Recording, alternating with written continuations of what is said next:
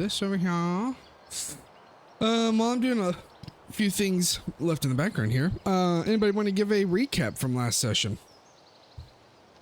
We finished off Chief Guh in a harrowing, disgusting river battle.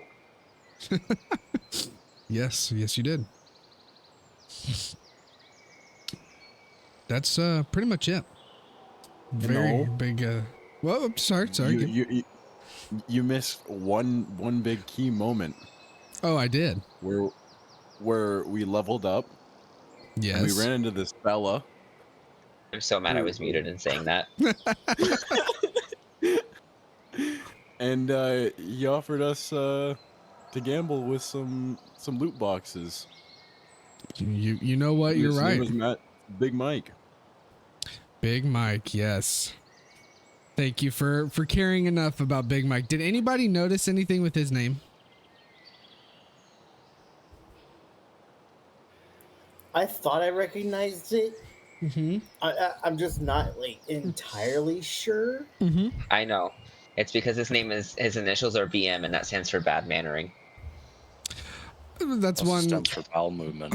Those are some ideas. The goal was, if you put his name together, it's Mike Rotransac Shuns. Oh. Microtransactions. Just to add to the cringe. I don't get it. Because his loot boxes are microtransactions. I'm just kidding. God. Sorry, I need you to explain it to me until it loses its comedic value.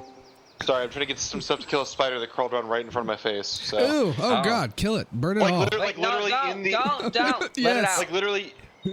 Why should I not do that? No, you burn it. Burn the house down. It's just trying to live its own life, okay? I No, don't like care. it came down on a thread in front of my face. It dies. Yeah. I don't appreciate that right now. Yep. I nearly shit myself. And I That don't you even should. But you shit. didn't. But you did not. But did you die though? You're Yeah. like I thought I was 80 going to. times its size. I don't care if I'm 100 times its size. I hate spiders and they all will die. Why though? What did they do to you? They're evil That's valid. and though. gross. I don't like them. Yeah. I know, Yeah, like. I'm sorry. That scared the shit out of me. Like I was not expecting it. Yeah. Would it upset you to know that I have a pet tarantula? You do? See, that's fine. Ugh. That's fine. No, I don't. I mind don't that. actually. Okay. I don't actually. I was about to No, say. one of my neighbors when I lived in Minnesota had a pet tarantula. I don't mind it. It's the coming down right in front of my face that scares the shit out of me that I don't appreciate. Like, It's understandable. and I lost it, so I don't know where it is. No. Oh, good. It lives. It's whatever. Oh, darn. I mean. Jeremy. No, man. Okay. Mowing down the last bit of mac and cheese. So. Do you know? Okay, wait. I have a story to tell you real quick because this really upset me. Oh, okay. So, I went to Denny's like a Great year place. ago, and I wanted to get the only sides that they offered were French fries and mashed potatoes and something else. And I was like, "Can I get a side of macaroni and cheese?" And they refused because they said it's a kids' meal item. Oh, that's bull. I was like, "Are you kidding me? I have to be a child to eat macaroni and cheese?" yeah, that's BS. That's not I'm sorry, but what's Denny's? the most American meal you can get. It's an American breakfast diner. I've never We actually have- eaten there, to be fair. Oh, they're Are pretty you good. joking, Gabe? We have Denny's. We really? Yes. Gabe, Sorry, you're I a don't- lying beach. Where, Josh? Jesus Christ. I don't know. I mean, I don't think it's as big here as it is there, but we have them. Like, I've been to them. So So good. Gabe just needs to get outside more. Yeah. So, He wouldn't know. He's trapped in a basement. That's true, Josh. If you would let him go out and eat every now and again. Yeah. Poor guy's starving. You know what? I don't blame Gabe at all. I love how this turned from a Gabe's the one at fault to Josh is the problem. Josh is always the problem. Yes. I Free was the about Gabe. to say. Oh, okay. Jokes and truths of Josh and Gabe aside, yeah, you killed What joke? Chief. It's all true. That's true. It is all truth. There's no joke there. We're very serious. you did kill Chief Guh, and Grudhog got exploded. And where we left off, you got done talking with Big Mike, and you're kind of like near the water, or like the overflow river stream, a handful of miles south of where Grudhog was. When we had talked, the perceived, I guess, on my end, the perceived next step or thoughts from you all was, in a general sense, to head north. There are a handful of things that you have leading you that way. Just to kind of do a quick refresh, some of you have individual reasons to go north. Harshnag said to the whole group, when you have a chance to meet him, up towards the Spine of the World mountain range, as he believes he's found something that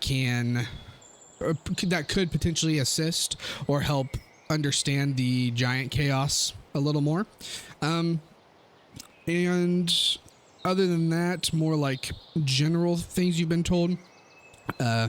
Omen saved a what looked to be prisoner of Grudhog, a like tribal warrior of the Uthgart tribes, and kind of as a way to say thanks in a weird religious act, they kind of swapped blood on their faces, and he said. Fun. Yeah, and he said that he would, if you wanted to follow him back to kind of, you take it maybe like his, not leaders, but the giants he serves. He called them just greater giants. You assume that could be the stone giants, but he kind of said, if you want to follow me over there, like I'm sure that they would be grateful for your help as well. So you kind of have those two directions, but it sounded like the general consensus was to go north. With that, thoughts on specifics, or what would you, thoughts around that? I will say, no, yeah, just I'll let that time be yours. What are you guys thinking? Sorry, I was vacuuming around my desk for the sake of my brain. Because I don't know where the spider went. Yes. So did he give us like a place to meet him? That's the part I might have missed. He really just said the Spine of the World mountain range, didn't give an exact area. And Atheron, you would know, being with Harshnag before, that's kind of how he is. As a giant, he can traverse a lot of ground in a day. And so he's very vague when he says stuff like this. It's more of a, yeah, we're over here, or meet me somewhere in this area kind of a thing. There's a localized area you could probably start to look for him, but he didn't give like super specifics.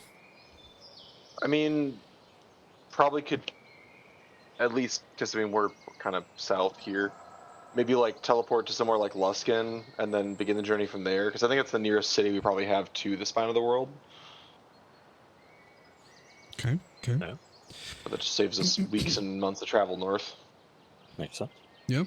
Can I buy a loot box before we go? Oh, you want to work with Big Mike? Of course you can. Love a microtransaction. Big microtransaction. Yeah. Which one would you like to purchase? Do a silver one. Silver. Okay. Does Big Mike support transactions? Yes, he does. No, I just want to know if he was cool or not. Like, you're acting like I'm telling a joke. I'm just genuinely wondering. Like, let's see. Okay, so 600 gold. Go ahead and take that out of your inventory. And where did I put these? It's on this PC. Uno momento. There they are. Loot boxes. I mean, wonder chests. Okay, silver. Can you roll me? I think I did 2 D100s for Gabe. Let me double check that's the same. I think so. Yeah, 2 D100s, please. Also, before I even roll, is this qualify for a reroll? No. Big Mike operates outside space and time, so your rerolls do not affect him.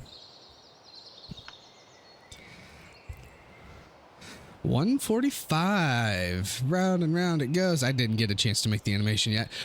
Where it'll land, nobody knows. I almost rolled the same thing on both of The those, dice 72 know. and 73. Everybody got fairly close numbers too. Yeah.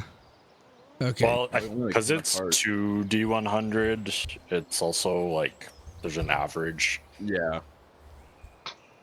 Okay. so it's might be. I don't know how you're doing it, but 1, 2. it's probably skewed. Probably, and I'll end up changing that. This was very last minute when I put it together. And do do do boo boo. Okay, so I mean, 145. that's just being a DM, honestly. If you You. Yeah. Do I, Uh-huh. like, do I get an assault rifle? Oh, Yeah. do you? A revolver. I'll let you choose. Do you get an assault rifle or fists that do as much damage as a weapon?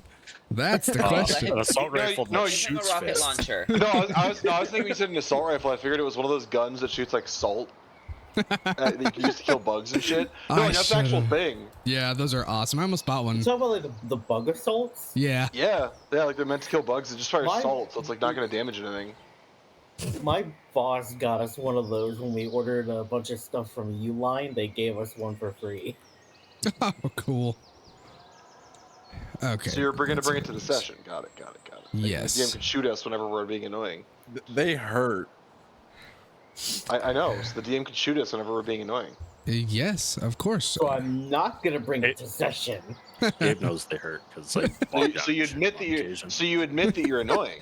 Got it. That's your punishment to Gabe whenever he doesn't help your internet connection. You go down there, I pop, get pop. assaulted.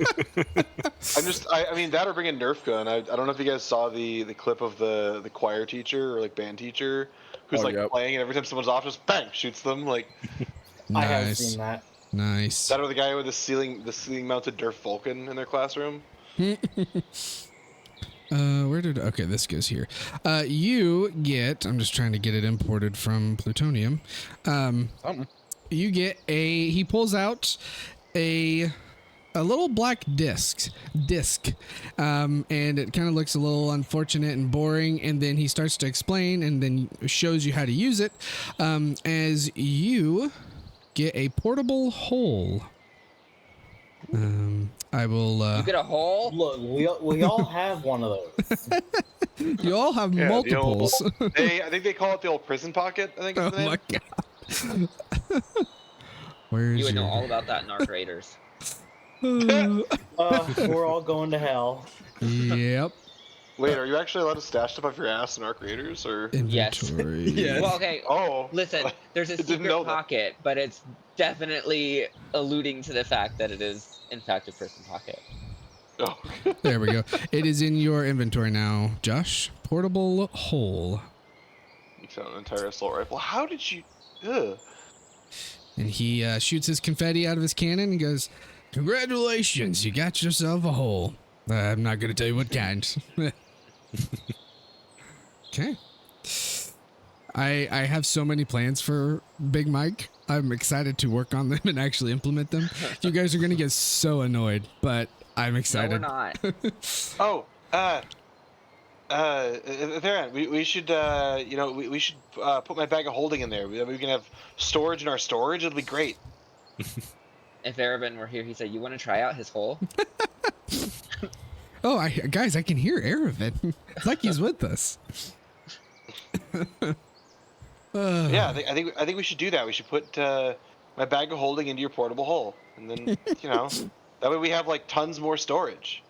At first, I thought you were gonna say you should put your immovable rod into his portable hole, but that's out there. I mean, Who would say options such a open. thing? Can I just drag and drop into chat and it links it? Does that work? You mean the hole's always open? I don't know if that worked, but if So anyone when are we wants to know. arresting people for? I know we're trying to be. I know we're trying to be dirty and silly, but I'm like, my brain immediately went to like a bag of holding, but it just never fucking actually like fully closes. The shit occasionally drops out. And I'm like, that'd be so fucking You're inconvenient. just like walking around, all of a sudden something that you forgot about forever ago just falls out. Oh shit! Oh, sorry. I reach It into sounds my like a I reach church into my bag of holding to get my short sword. Yeah, it fell out on the road like fucking 20 miles back, dude. Like, Yeah, it's gone. It's gone. Uh, Okay. Okay, well, I guess that's not an option. Oh, and I didn't update. Well, maybe I did. Yeah. Okay, I put all this stuff in the party inventory. Good. Okay, yeah. You spend your coinage, get a nice wonder chest. So it sounds like teleporting to Luskin and going from there. Does that sound correct? Party. I also Yes. have to go Poop. northwest. Go to assemble the other piece of the Vonendad. Where was that on the map? Do you remember? It's right here. Well, Right there. Okay. I was about to say, That's where the quest is. because some quests that are personal don't show up for everybody. But Okay. yeah, that you can still ping mean- to show where it is. I mean, yeah, we could do that. It wouldn't be hard to go do that first and then go over to the spine of the world. I mean, like, it's just go west and then go east again. Like, DM, remind me where my link is around the north. Hopefully, I don't know. I just put it on there, so maybe you can't see it. It is very, very tippity top. There is a. I'm actually like I don't see anything but the main page. Oh, that's why. Oh yeah. Click on the map in front of Etherion's character on the table. There we go. you know what? I think we should just go east to the Anrock Desert. You should I think be that up the here. DM hasn't prepared for that, so we should do that. Maybe Good not. God, I am like far out the way. What the fuck? You're kind of out of the way. Who knows? There's I'm right reason. here. There's Oh, no. reasons to go there. I mean, we could try teleporting there. Oh boy, getting lost in the ragged glacier, the sea of moving ice. That would be fun. Yeah, you should do that one. Do that option. Wait, DM, I mean, if we get lost, I could just been teleport us there? somewhere else. You know. You Eventually, haven't. we won't be lost. That's true. Valana, you haven't been there. You've learned of this in your research in Neverwinter, kind of the first time you were looking for ancient burial sites. This was kind of written about as a location that is rumored in giant lore to be the location that the Vonendad erupted, ceasing the Dragon Giant War. And so it has yet, it's rumored, once again, it's been a giant, like, holy area, and so no one's touched it. And that was kind of one of the prerequisites for your burial ground, is it hadn't been touched. And so that's where you learned of this.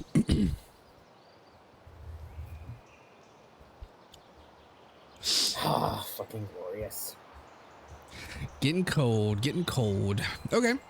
Well, we can at least get you all into Luskin. Okay, so Chitter is going to teleport. And I should say, I believe I have I forget what it was. Was a yeah, bug or some other you've object? got something. Yeah, I'm But gonna I make believe those. it was Luskin and the dwarf Citadel Adbar. Citadel Adbar, yeah. Yeah. That we had one for. Yeah, I'm going to make those. That is my one on my immediate list of things to make. I'm gonna give you like a little tchotchke collection that you can have to tell you exactly what tchotchkes you have. The fucking so- D&D equivalent of a video game key ring. Yes. Okay, so Oh my god, Joe, just get a Sorry. big iron ring with all these random ass trinkets on them. If you want. real quick, party. Who all has quests around like Luskin, like that large area up here? I'm pinging mine. Mine Okay, 'cause looks, I don't know if you guys can see mine, but I'm right above you, Toad. Mine looks to be where Harshnag is. Yep, those are the main ones up there. Is you kind of got on the west side is Toad and Valana towards more of the Icewind Dale region, and Etherion. When Harshnag told you all to meet him, he's like someone's eager to meet with you. So yours is kind of linked over in that area as well. So So a question, is this blob I can't pick that one. Mhm. Is that what the hell is the name? Like Fire Watch or something? Fire Shear, Oh, yes. It's Fire a Shear. city, yeah. Yeah. Yeah. Yeah, I didn't put the label yet since not the whole party had been there. Yeah. But yes, that is Fire Shear from your I past. just, yeah, I was gonna say I don't remember that whole thing that we made. I'm sure it's written down So somewhere. what I'm hearing But, is we could potentially teleport there instead of Luskin.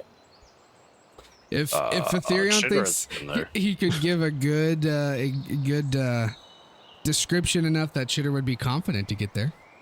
I think I lived there for a few years, right? That's what it was. Yeah, you spent some time there. It would, because I think teleport. Let me double check. I think it's if someone gives you a description. I think you can get one step from the max, right? Let me double check. I mean, if he's describing it, can we make him do the roll? So it's on him if he rolls like shit. I Because you wouldn't be guys all upset got with that. salty last time. You're like, oh, he's getting us killed. Very familiar as a place you've been often, a place you have carefully studied, or a place you can see when you cast the spell. Seen casually is someplace you have seen more than once, but with which you aren't very familiar. I would say it would probably be seen casually if someone. Well, no, technically, there's a familiarity of description, which is one up from Yeah, false so- destination, which I was is. gonna say that's yeah. That is a place whose I location don't appears to you know know it. through someone else's description or perhaps from a map. So that's what would happen. It would be description if you want to try to teleport to Fire Shear. Let's do it. I mean, fuck it. Like what? I mean, what's there's the- a genuinely 25% chance speaking- that you make it on Yeah. target. Genuinely speaking, what's the worst that could happen? Like, I mean, you land in the We get freezing ocean. splinched. Or splinched. Yeah, we'll just combine universes.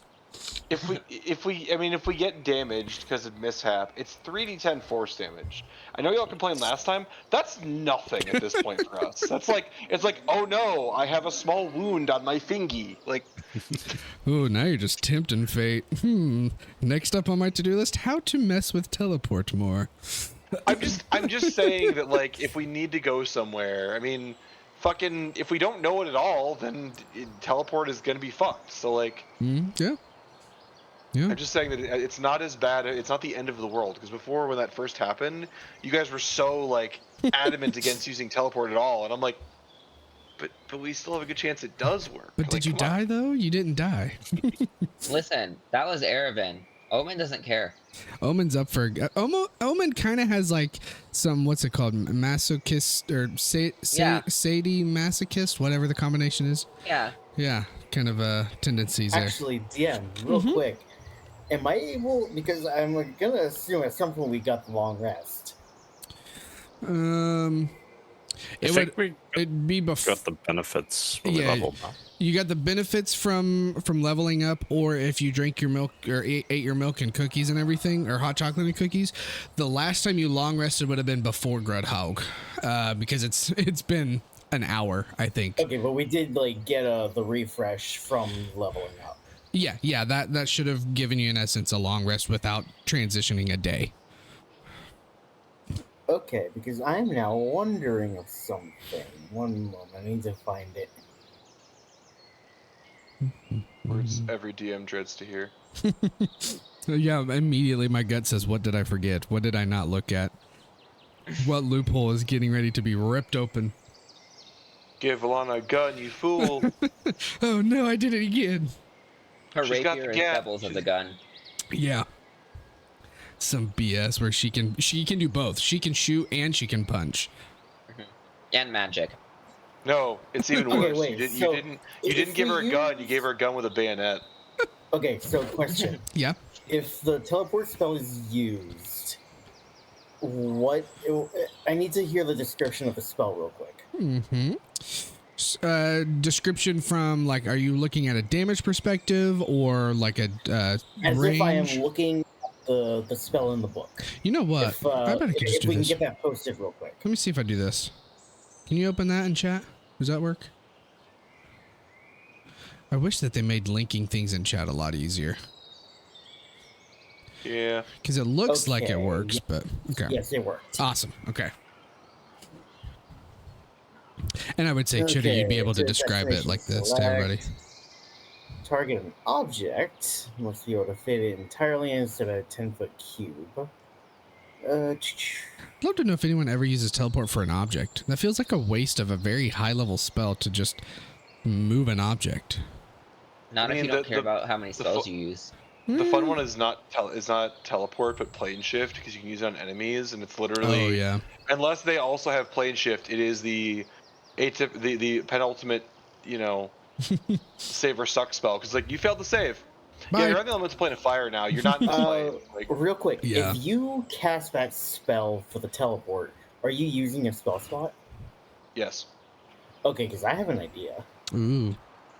I'm scared. Combo time. It's Falana. We trust her. Yeah. She's never led you astray. God, I immediately heard Markiplier saying it's combo. Okay, so from what I'm reading, it's just like a straight roll. Yes. Yep. D100. I roll a D100 and consult the table. Technically. Okay. We're not gonna So make Josh do it, so it's his fault. No, my luck Okay, he'll roll well- really high. Oh. okay, so I have an ability. I don't know if you guys saw it from previous. I get to cast a spell of 5th level. Oh, never mind. It's a 5th level. Never mind. Yeah, it's Fuck it. seventh level. Yep. Just saw the 7. God Sorry, damn it. I shouldn't laugh, but that was such a. I had a good plan. I didn't fully read it. Shit. That feels like Valana in character be like, guys, I have the best idea. You're all leaning in, very intrigued, and she starts speaking it, and then she's like, oh, it's a 7. I'm out of that guano. Oh my god, she fucking stayed up all night, so she's like Writing it wired down. on fucking caffeine. She's like, I had this amazing plan, and god damn it, that 7th level isn't. She's son of like, a yeah, bitch. it's fucking damn it. I'm like, oh, She's God. throwing books around and like Her she thumb rages was like over a over the spell slot quotation or something. Yeah. Great idea though. Well, I'll just give you like, props. hear Valana's like cursing from the next room over. How much caffeine have you had? Yes. Exactly. Oh god. Okay. Okay. Yeah. So we'll. Sounds like Luskin, unless Ethereum really wants to try for Fire Shear. I want to try. Is We're everybody gonna try. else okay for Fire Shear? Okay, if we'll do that. I mean, we have a pretty low chance, but I'm down. I'm I down. guess For Fire Shear, I'll let Josh do the roll. So Josh, go ahead and give me a D100. Hold on, I gotta give him a description. Oh yeah, describe it. Yeah. Yes, Chitter, Fire Shear is a mining city in the Frozen Fire in northwest Faerun, on the west coast of the Iceflow River at the southern terminus of the Ten Trail. This sounds kind of like a wiki. No, don't worry. I have this memorized. Did Ethereum take out and put on a pair of reading glasses before he starts describing Yeah, he all did. this? Just like really tiny ones. And he has that one, and he has like a finger up as he describes it. Actually, This remote outpost was comprised of buildings dug out of the rock and made of stone. They resembled igloos, which allowed them to tolerate the bitter winds and heavy snows on the coast without collapse. Many of the homes had deep cellars for storage of food for the harsh and isolating winters. Fun fact, from the late fall through early summer, the city's stone docks were unusable as the bay froze over, a time the locals referred to as lock-in. I love Also- the fun fact. That was great. Fun fact. Also, If just anyone else is confused as I am, Chip had like his book out to write some of this down, and as he starts describing, he just like his pen slowly just goes back in his pocket. There's like the notes on the back of Ethereum's hands. Yeah. Yeah. Also, real quick, the teleporting an item thing that you mentioned, that's what how was it called? The Tide Master did in my game that you guys followed. The teleport. Oh, an item. Because it said, yeah, that's what he did. Gotcha. So yes, there is a use. There for is a use. Okay. Cool. Here we go. I'm gonna roll D100. D100, and I will consult And- the table. Wait, and what do we do? This is description. Yes, this would be the description. Yeah. So anything less than 50, not great. Anything greater than 50, yeah, you can make it work. Mishap, it still works. Oh, you're re-rolling the table. let's do it. Yep, which could cause multiple mishaps. Oh, damn. Oh. My brilliant Damn. description. Shit. Oh my god. It was the Oh fun my- fact that sold it, right? Should it? Yeah. He's like because it's like, you know, when we go to somewhere like Luskin, it's like, you know, it's very simple, like there's no effort in the teleport, it's just pop, we're there. This he's like trying to focus on the spot and like, I can't hold the destination, and then that fact is like, oh right, shit, that just boop, makes it work somehow. There you go. Okay, That's yeah. not how magic works. I was kind of hoping we'd fail. Me too. I was too. very curious on what was going to happen. Now I just gotta It's, find my fire shear notes that I Hold on. buried. Oh god.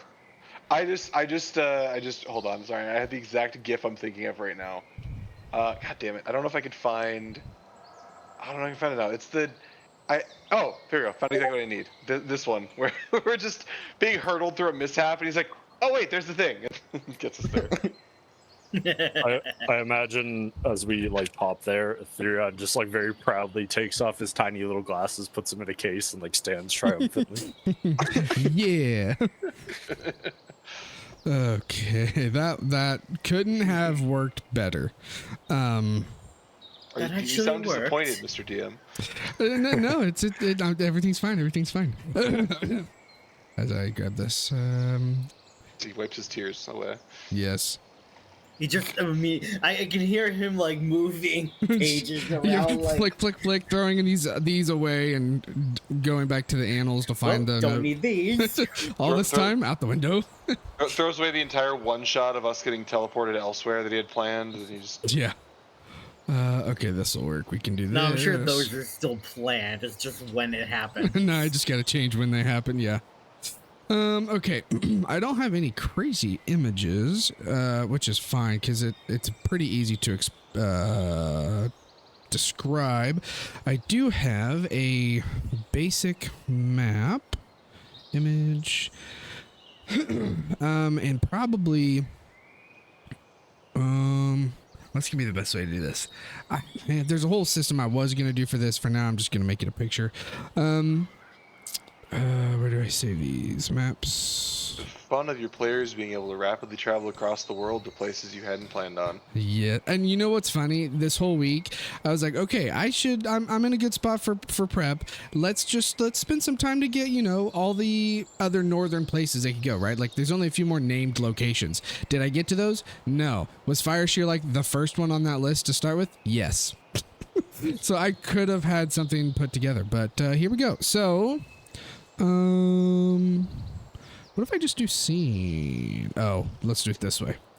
I don't want to take up this, so we're gonna make a fun little block. Tiles, create tile. Maybe someday I'll make a more specific thingy here. We're gonna do this. Gonna call it share media tile. Boop. And there we go. And I just need to change settings. Can I do that? Oh, I guess that's not a great setup. Why is it so weird? Change your opacity.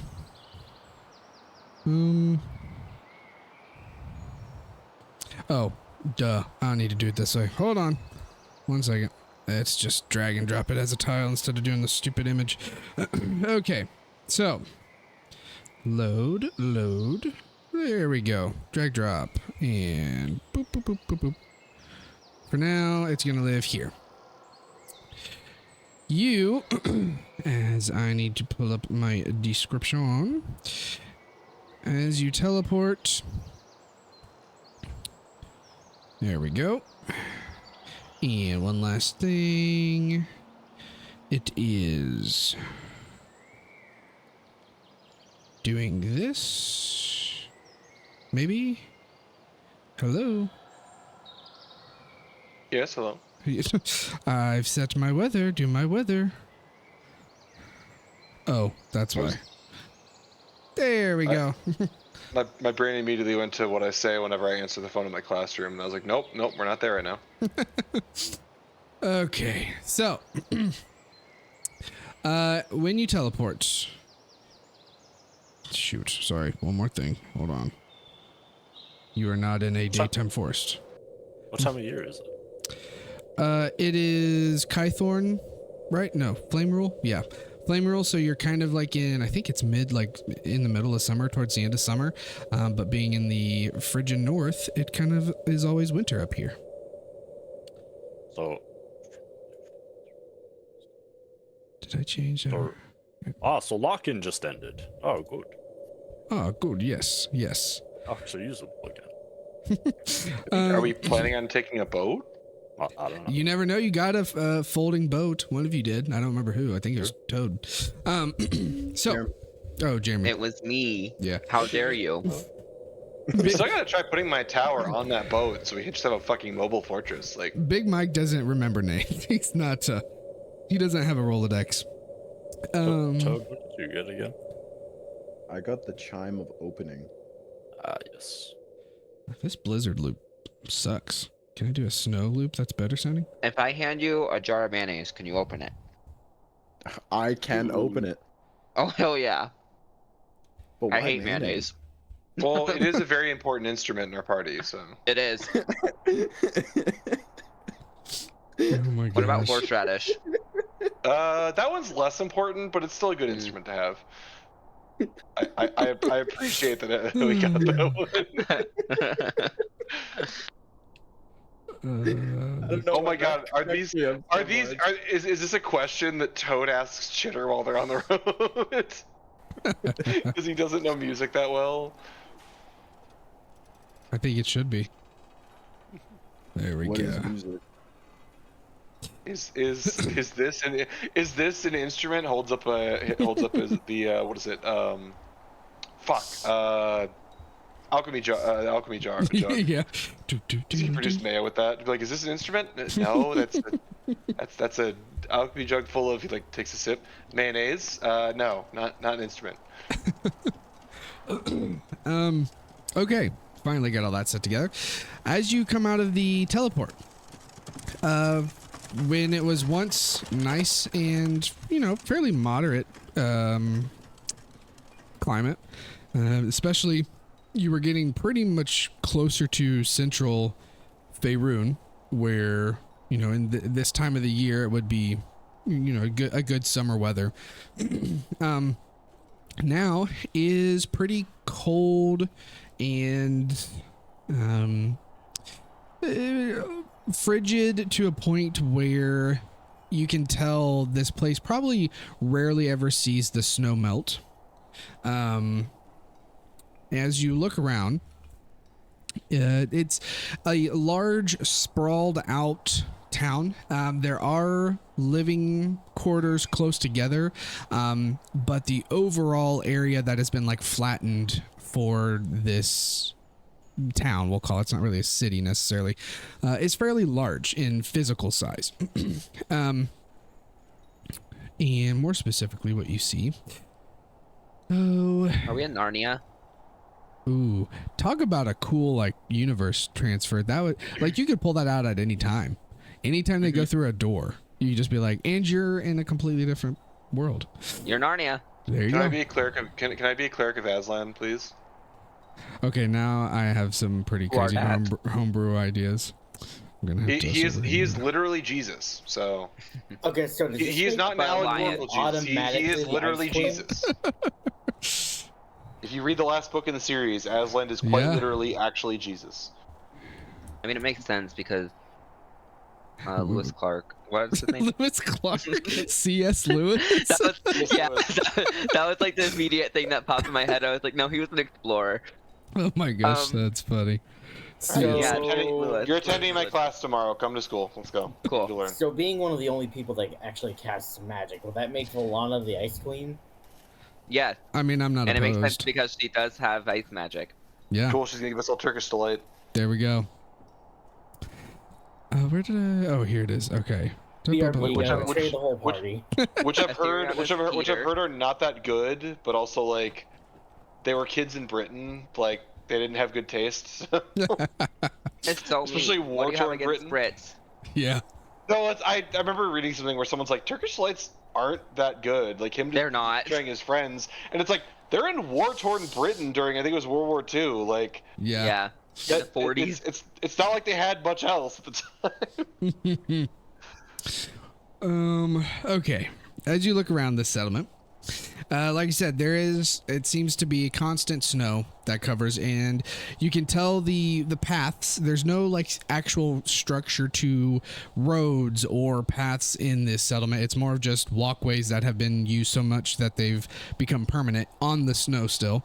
Every now and again, you'll see a stone peek through, but the living quarters are buildings, but they're kind of more dug out of the rock, next or out of like the mines you can see towards the right hand side of this settlement, and they resemble more like an igloo where they're pretty squatty to the ground, and as they rise they dome at the top, which helps them. You take it, and from what Ethereum probably would be able to explain, helps them tolerate the bitter winds up here in the snow on the coast here without collapsing. And although from the top they're fairly small, Ethereum, you would remember while you were staying here that it wouldn't be unheard of for these houses to like dig out underground and be larger underneath. So like cellars for storage of food, or even maybe some of the living quarters could be actually under the ground. And what else you notice? Blah, blah, blah, blah, blah. Just making sure. Like I said, you see the mines off to your right, kind of up on a hilltop there. You see a big mine shaft entrance into the mountain over there. And there's a few larger buildings throughout that you can see from where you're standing, because you guys you would probably unless, and I can't remember, Ethereum, like I don't remember if we talked of who you stayed with while you were there or anything. I think we just said you stayed there for some time, but in essence you're just kind of like in the center of town, like you're just like right dead center. But you notice there's a few larger buildings around, and most of the people walking from building to building or going down to the docks or up to the mines are very bundled with furs and thick coats and cloaks to cover their face. But the vast majority, probably at least 70%, are dwarves of some faction or another, with the rest making up things like humans. You have even less of those being some elves, some gnomes, halflings, and then maybe you'll see like a dragonborn kind of hidden. Dragonborn? Yeah, hidden away every now and again, just to try to find some solitude. What else would you know, Theron, as you got here? So we should go to the Singing Manticore. Yes, Singing Manticore is one of the notable locations, as Ethereum puts his glasses back on. One of the taverns. Known as the best tavern in town by, I can't remember the name, I read it a minute ago on the note. Is it the best tavern in town because it's the only tavern in town? No, there's two. There's also the Drunken Dwarf. Yeah, Volo was the one who said it was the best tavern in the city. Well, I don't believe it's the best anymore. You would also know, and probably wish if it is handy or not. I mean, Ethereum obviously has a very good recollection of this place. You would also know and share that the settlement is ruled by a I'm gonna ask how you guys pronounce this word, because I pronounce it a certain way in my head and I don't want to make myself look stupid. Triumvirate is how I would pronounce it, but I'm pretty sure it's like virate, right? Triumvirate. Are you looking at triumvirate? Triumvirate. It's actually pronounced or Nosferatu. triumvirate. Nosferatu. That they're ruled by a Nosferatu, made up of 3 founding merchant houses. So it's a threefold government, and they're merchant houses. The current members, which would be the same as when Ethereon was here, the companies are Hammerver House, which is really based Hamburger. Yes, Hamburger. Some hamburger helper. Hell yeah. Based in Mirabar. They just have like an outpost here. Silver Triangle, which is based in Neverwinter, and Delvers of Brokenstone, which is from Waterdeep. So those are the 3 companies, houses, merchants that are ruling Fireshare right now, and their specific representatives, who would be the actual leaders of the Nosferatu here, would be Tharkus Grom, a dwarf, Darva, a dragonborn, and Zalaron Daska, which I'll put all these in Discord, which is a human. So they're the current leaders of Fireshare, merchant leaders of Fireshare, and they serve until they resign or die. They don't get voted. They pretty much whichever merchant houses have the biggest stronghold here get to decide what happens in Fireshare, pretty much. Yeah, that's those are the big things that you probably would know upon making it here. No one really pays you much mind. Probably. This is a good question for Chitter. When you teleport, does it make a lot of noise? Or is it kind of just like a ooh poof? You're here. There's a circle in the ground. What? I'll let you flavor it however you want. I just imagine I'm fucking immediately. My brain goes to Dragon Ball Z Abridged, where it would just make like a popping noise. Okay. Yeah. That works. And so yeah, from that, there, not much really happens when you arrive here. The people also with the wind and the snow and being so bundled up, you take it unless they're meaning to talk to someone or look in a direction, like they're probably not just kind of out for a leisurely stroll. This feels like a very, cold, remote working settlement. The people here have a purpose that they're trying to accomplish each day, and unless they're inside, they're probably pretty focused on that objective. What would you guys like to do? It feels quite nice out here. Yes, it does. Shall we? Can I check my thermometer? Where does Toad store his thermometer? You know. Okay. We all went to different locations on that one. Yeah, you can check your internal thermal conductor probe. See what the... Are you wanting to see the temperature outside or inside? Outside. Okay.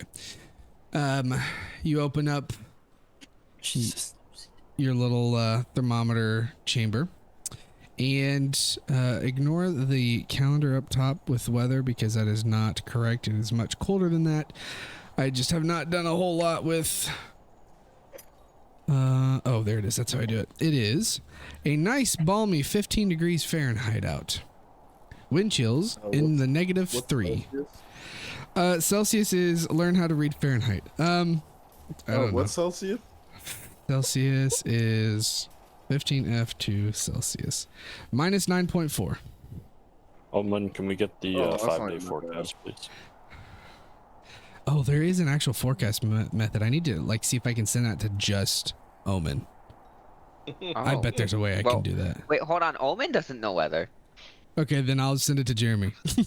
I will make the whole month's weather forecast and then send it to you and let you kind of tinker with it every session. Just to make it a little more realistic. And today's weather brought by. I say we kick this adventuring stuff and just form a news team. Okay. Let's just make a Ron Burgundy's newscast team. In D&D. Good evening, and today we are taking a look at the weather in Phandalin. As you can see, the approaching nimbostratus clouds. Love it. Love it.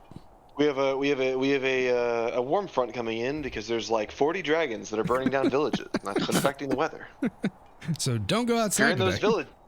If you're in those villages, why are you watching this? You should be dead. on top of that, we have a 90% chance of storm showers today, as a group of cloud giants begins to move in. Storm giants has begun battling in the Western Hemisphere. Ah, I see blood clouds have begun to form over Luskin. Vecna must be at his shenanigans again. That's oh my gosh, this is great. And then I would assume, I would think Ethereon could be the sportscaster, and then Toad could easily be like the current happenings, like the actual news event in a certain location. He's your on the ground reporter. And Toad, back to you. What's going on out there in Mirabar? Oh God, is he fucking Ollie from Family Yes. Guy, where it's just my like God. it's like he's not shouting it, it's just Toad speaking, but it's like, all right, Toad, what's the weather? Just It's cold. cold. Oh God. Oh man, Oh, that's great. I have so many ideas. Anyway, yeah, that's what you see. Yeah, what would you are you all heading to the Manticore, Singing Manticore Tavern, or letting Ethereum, I guess, guide you? Sure. Yeah. Nice. They better offer I like mean, acupuncture okay, or do we something. need to rest? I guess technically we not just- because we did We just level up. fought a big disgusting hill giant. I mean, you We need to bathe. sit down for a minute, have a drink, you know. I mean, yeah, we don't necessarily need like a rest, but like, you know, a beer and a hot meal. Because I don't think we even really went to town. Did we just basically set up camp and now we're Yeah. here, you know, on the other end of the fucking world? Like, Pretty much.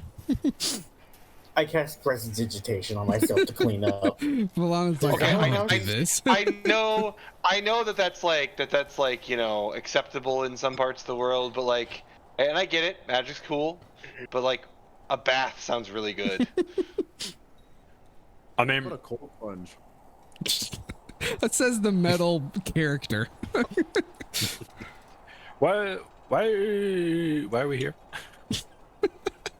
It's the You brought us here. You're the one that Hey, described you're it. the one that You brought the brought us group here. What do you mean? This is I don't know. like We said something about going up here, but I think it was for somebody's personal quest that I can't see on the map. That was your personal quest. No, the closest Mine- one would be Oh, sorry, yours. Toads. Right, my Yeah, bad. Sorry. Toads mine's is like the near next main up. objective. Yeah, Toads is up from Fireshear. Toads is up towards the mountain range to the north, and then past that, out in the real frigid north. Then you have Valana's is up that way. So it's like here's the closest to those two objectives. Okay, well, we should go there anyway to be like, show somebody about, be like, hey, how do we get over here? And I mean, you all don't have to go to the same place. Valana can go do what she wants if she wants. She can check out the town and go beat up people. Then or we'll die. We can't All survive right, quick. without All right, Valana. quick. Everyone but Valana Huddle. We'll leave her here. Teleports away. What do you think? Talk about split party. The two different cities You and don't even have to huddle, like, that just works.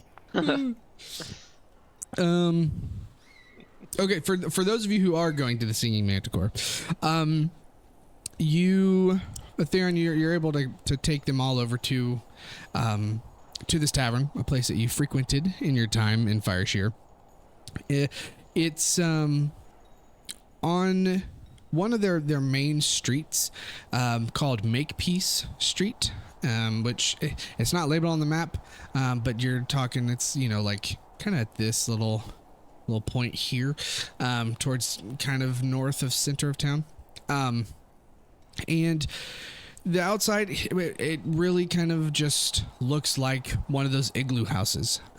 Nothing crazy. There's a little sign that says Singing Manticore on it. You can hear some sounds from the inside coming out, but the way these huts are built and the way the environment is around, I mean, sound just doesn't travel, especially from inside to outside. But it's... You know what this really reminds me of? And I mean, I'm sure we'll get a description when we go in, but the way you described it, that like you go in and you kind of go underground a bit. Did you guys ever play the... what was it called? Is it the Dragonborn DLC for Skyrim? When you go to That Raven one, rock. yeah, like is, the slide- island or something. Oh Yeah. Yeah. It makes me think of that, where you kind of go in and immediately it's just a staircase down and just like this kind of rounded, like big room. It's like Yeah. cozy. That's how I picture it. I mean, yeah, that's a good way to think of it. That's pretty much how it would be. Also, Mm-hmm. Aetherion, did you say you frequented this place often? When I lived here for a while, yes, I did. How old were you? Oh, am I finally learning of this one's backstory? Dude, how old are you right now? Like, Elston, how old was I? Hey, Austin, the great god. How old am I? This would have been. Let me pray real quick. Like 10 years ago. I thought I've he been prayed to a traveling different with deity. you all What for the- months, and I this is the see. first I'm learning. Let me pull up your notes because I think when we were talking about, because this is during your like finding myself period when you're out in the north being a depressive youth. Well, this is after I joined the Order of the Gauntlet. I think. Yeah, this was one of your outposts for a while. Yeah, I think this was after or before. I can't remember the name of the other place. The one down by Silver. Yeah. It was after. Yeah, so you probably, because I think, Oh, I found it. yeah, I was about to say, I'm just now finding it too and scrolling, but I don't think it said how old you were. Because it was right after you became Cheval Sharmalstall with the Order. They stationed you in Fire Shear. Blah, blah, blah, blah, blah. Blah, blah, blah. It's kind of like the last place you were before. Going back to Never. Yeah, so how old are you now? Are you like in your 30s or something? Yeah, I think I said it's like 35 or something right around there. Okay. I mean, it probably wasn't that long ago. We could say is like probably your late 20s. So, 5 to 7 years ago, maybe. Probably be your time that you were here. Yeah. Glad I had I that. was a bit younger, but I wasn't young man, I suppose. Well, I suppose young man. That is such a boring answer. Well, on our way to the spine of the world, we can go by my home where my family was all murdered, and then I went on a murderous rampage. That. Is there an exhibit? See, You sound that weirdly sounds positive fun. about this. But how is revisiting trauma fun? I mean, Because it's a he lot. said murder. It's Velada. Do you not? No. Poor Chitter. I'm still trying to forget all the shit from the far Jader, realm. there's Like, there's a mind flare behind you. You really must learn compartmentalization. I'm hearing we need a group therapist. Chitter, do you have a family? Were you just birthed from an egg? You can't just ask that. that- That's he'll totally- look at Owen. That is a very legitimate question. They ask questions like this all the time. Oh, that wasn't Like, Omen never speaking. That stops. was just me. That was Oh. just the Omen's Oh. god. Well, because even Erevan would just be like, "How do you eat?" And it's like, "Why do you need to know these questions?" That's a Oh, good yeah, question. You Erevan's never really very- answered that. Yes, I he know. did. It's- Gabe regurgitates it's- it into his mouth. Not Toad, but Gabe himself. Gabe himself. Does Chitter have some like? I don't know if it's the male or female. It's probably both. Does he have some like deep repressed like like mommy issues and like has Toad transform into a giant bird and like regurgitate stuff in his mouth so he can like try and live his childhood? Okay, DM, we might actually need a therapy session. Mr. DM, can We have a lot Shitter to please- unpack right now. Can Shitter please just forget this entire conversation right now that ever happened? Yeah, I mean, you're in a tavern, you just get a few drinks and you probably forget it pretty quick. Or does he have to do that when we're not watching? Maybe. I hate this part so much.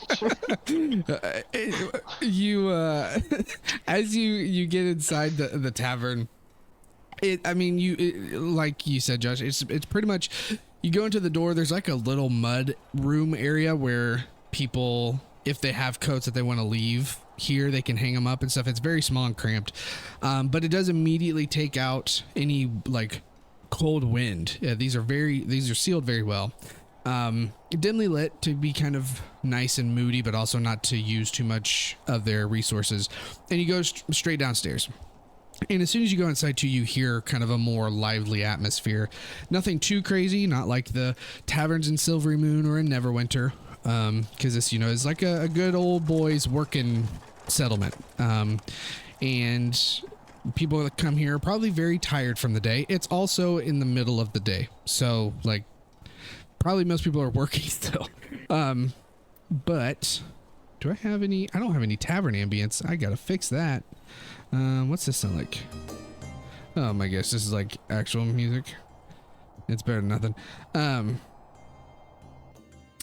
But as you go down into Singing Manticore, you see there's probably 5-7 people, patrons here, sitting at various tables. That's so loud, jeez.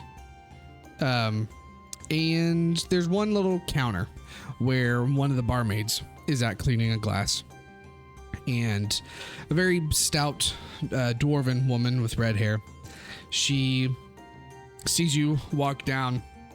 And as you guys come downstairs, you do get kind of a reaction from some of the patrons here, looking up at you like, whoa, who the heck are these people? Especially Toad and Chitter. They definitely look at you a little extra long. The rest of you, they're like, okay, whatever. And the barmaid looks at you and finishes cleaning her glass, and she goes, just go ahead and find yourself a table. I'll be with you shortly. She kind of throws her towel over her shoulder and starts grabbing a few glasses. Any specific area you're wanting to sit in here? In a corner, in the middle, by the fireplace? Anything special any of you are thinking or want to do as you're going towards the table? By the fireplace. Warm your bones. Okay. I don't want to sit next to the fireplace. Okay. Because you like pain, you want to stay cold? No, I don't. It's not even that. It's too hot. But fireplace sounds lovely, honestly. It's cold as shit here. Okay. So we'll have Aetherion and Chitter like on the side of the table, like in front of the fire, and Omen's on the other side. I like my toasted buns. You sit down and kind of take a load off, even though you're feeling kind of reinvigorated after that battle and talking with Big Mike. Just like the mental weight of the battles that have just happened, and there's still some sort of a physical fatigue behind your outward appearance that just makes you kind of want to crumple into the chair a little. You set your weapons down next to you, and by the time you kind of settle for a second, take a quick glance around this tavern, that barmaid comes over and she sits down, a nice big empty pint glass in front of everyone. The glass looks kind of foggy, but you take it's probably just from hard water. And she pulls out a little notepad and she goes, "Oh, welcome to the Singing Manticore. What would you like to have? We have a special today. It's smoked shrimp, believe it or not. With the docks just opening up after lock-in, it's been quite a good fishing time for the last few days. But yeah, anything." Aetherion nudges Chitter excitedly. He's like, that was my fun fact. Yes, I heard. I was there. I wrote it down and everything. I lie. she overhears you. She goes, "Oh, you've been here before, have you? Do you know about lock-in?" I lived here for I can't remember how long. We just said a couple of years. A few years back. So it's a nice place. It's got its charm. It does. It does have a charm to it. Well, we're glad to have you back. Also, so the smoked shrimp is our special today, but we also just recently got a new brand of drink from Neverwinter. Believe it or not, one of the merchants brought it with them. A new thing, kind of taking the world by storm. I guess pun intended. It's called Storm Fizz, and she like pulls a bottle out of her pocket. Of this probably larger than a health potion bottle, but not as large as your pint glass. And it's got a cork at the top and a nice little label kind of adhered to the glass that says Storm Fizz on it. And you can see that there's like this bubbly carbonation inside. She goes, it's pretty good stuff. We've got only 2 flavors right now. I've heard that there's another one that some of the bigger cities have, but if you'd like, the 2 flavors that we have are cherry and cinnamon and spice. So just another thought, but please take a moment and think about what you like. And she kind of turns around and goes back to the bar, give you guys a chance to look at the menu and think about what you want to do. Felt like a weird product placement. Brought to you by Storm Fizz. Oh god, they're a bunch of sellouts. I can't remember. I know it wasn't this, but this doesn't remind me at all of the fire something drink that they had. They were making Vandalin that was like making people stuck in. You guys are so disappointing right now. Correct, it's not the same. Really, the only person that would know of this would be Ethereon. You do remember that Erevan, with you and Guthrie, was trying to start his drink little business while you were traveling together. Or was it Ethereon or Finran, actually, now that I think about it? It was Ethereon. It was Ethereon, yeah. How long ago was this? Jesus. So long ago. Oh god, have we entered the Was this before I joined? Oh, You yeah. even tried it, Ethereon. I would say this is the deep lore. It sounds Yeah, like. this is deep lore. This is very deep lore. So how dare you, I mean, Josh? Maybe Ethereon would remember. Josh has a terrible memory. But this was also what, like 2 years ago, year and a half ago. Yeah. It was a long time And it ago. might have been one session for like 10 minutes, I think. No, it wasn't. I did Was it it over longer? 3 sessions. Oh, okay. Well, I lied. My memory's bad too. But D.A. Austin doesn't even remember. Ethereon you'd catch on and be like, wait, you know what? Storm Fizz, that sounds like, you haven't tried it, but you would kind of connect the dots and wonder, maybe Erevan did get this to take off. Actually, you start saying that. I do remember Erevan talking about, like, I made this thing, try it. That's all I remember. And it was from just like fruits I found on the ground. Yeah. Oh, sick. Yeah. Oh, man. Using sugar and prestidigitation. There you go. I'm sure it's amazing then. I'll take 5. And I did put the menu of the food and some of their standard drinks in chat. It's not a nice, clean message, but in case you wanted to think. And she gives you a few minutes, and then she comes back with her notepad. She goes, make any decisions? Give me the special, and I'll take one of each flavor. Try them both. Oh, great. She starts writing it down real quick. She looks at the rest of you. Hey, same here. Okay.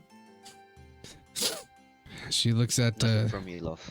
I was about to say, she looks at you before she can even say anything. You respond. She nods and it's like, okay. Looking at Volana, and she kind of glances over Toad real quick, of just like, I'm assuming he doesn't want anything, and looks over at you, Volana. Volana just completely shakes her head. I'm fine. Okay. You're just assuming Toad doesn't eat. She's- Do you eat things? Yes, he looks at Volana, like, or do you just like drink blood? Like, how do you work? How do you work? Do you It's work? fine when we ask other people, Luke. Sure. That's why he's asking it. It's sort of like a little bit of revenge Me? here. You're like, What about you? We've been I mean, dying to know. I use my mouth. That's how I eat things. Alana literally died to know.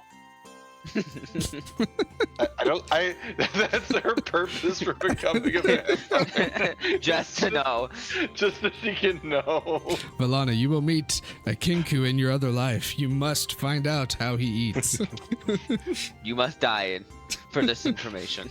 Yeah, it'll only work if you're a vampire. Otherwise, he won't tell you. Oh my god. She goes back and you can hear her start putting stuff together. It doesn't take too long before she comes back and Theron hands you the special, the smoked shrimp. And Chitter, were you doing the same food as well or just the same drinks? Food and drink. Okay. So I want the smoke shrimp. That sounds really good right now. Yeah. Fuck. She's got 2 platters and sets them in front of you and then hands the 2 bottles for each of you. One very much like a deep brownish red for what you assume is that the cherry flavor, and then the other one more just brown with like almost shiny flecks inside of it. You take is the cinnamon and spice. And then for the Valana and Omen, she fills your glasses up with just some water and grabs Toad's glass and kind of puts it back in on her tray as she gets ready to turn around. She goes, well, I mean, if you need anything, just don't hesitate to ask. I'll just be over there. And she turns around to head back to the bar. Cheers. Water's pretty clear and pretty good. Almost kind of reminiscent of like a nice spring. Even though the glasses are a little dirty, looks like wherever they get their drinking water from is pretty pure. Are we hypnotized now? And Sherry Are we shows stuck back in a up. time loop? No, everything seems fine. No constitution saves. No constipation? Good. Does Ethereum have a fun fact about the drinking water? As we're drinking it. Let me think. Fun fact, everyone, I poisoned the water supply. Wait, shit, you weren't supposed to know that. You would know that because of the amount of time you spent here, you probably would have seen them do this too. The way that they get the very freshest of water really only happens about this time of year, right after lock-in, because Glaciers? yeah, when the sea of moving ice completely freezes, a lot of the glaciers are able to kind of slowly but a little faster than normal slide down a little more, which gets them closer. And then as the ice breaks and starts to melt, the glaciers feed on top of it, and the townspeople kind of collect the ice itself, which is just pure glacier water that freezes. And then they just kind of store it until everything starts to melt, and then they grab chunks and melt it down for like pure frozen glacier water. So are we technically drinking like penguin poop? If that's how you want to think about it, sure. Thank God I'm not taking part. What's up? Why are you glancing at me? You look slightly penguin-y. God. Are you about to ask what my poop tastes like? But does it taste like this? Takes a big swig. I don't eat my own poop. I mean, do you? I don't think this one is a dog. This shrimp's really good. Although I'm not an expert on I like how you're avoiding the question. Just No, just yeah. They're eats his own poop. For It was confirmed. It was hard surviving up there in this part of the world, damn it. After I killed my own gotta parents, I had do. no food. I had to eat my own poop to survive. And then it like flashes back to when Etheron's with Harshnag in the frozen north, and Harshnag like has a full boar just cooking on the fire, and Etheron's like, "Oh, you don't understand. It's so bad This up is here." all I have. I can use this boar. No, my poop is tasty. It's fine. For Aravan, can you Aravan. explain what the cherry and cinnamon and spice flavors of your fizz taste like? One tastes like cherry, and the other one tastes like cinnamon and spice. Are they super carbonated? Like we talking ginger ale They're- level carbonated, or like a Jones soda carbonated? Probably more like a Jones soda. Okay. And the cherry tastes like, I guess, more like an artificial, like not an artificial, like an authentic cherry. Ooh, yummy. So it's kind of like a wild cherry kind of flavor. And Nice. the other one, the closest thing I could compare it to would be similar to like a Coke or something Okay, for the spice one. cool. It's like, but like it's like Coke, but if it was like heavy on cinnamon. Gotcha. How much better is this than the first time Ethereum tried it? Probably significantly better because the first time he literally used like half rotten fruit on the ground. I think I made you do a Constitution save when you drank that Yeah. one too. You also for Ethereum and Chitter, you've never tasted anything like this. I mean, obviously Ethereum, you've had the like first draft, but like there's no other drink really in the world that is a mixture of carbonation and fruit slash savory flavors like this. So it's pretty wild in your mouth. Some would even say, for a first-time pop drinker, spicy is the feeling you get. It's spicy. God. Theron will just kind of smile and just kind of like think to himself, like, I'm glad he's doing well for himself.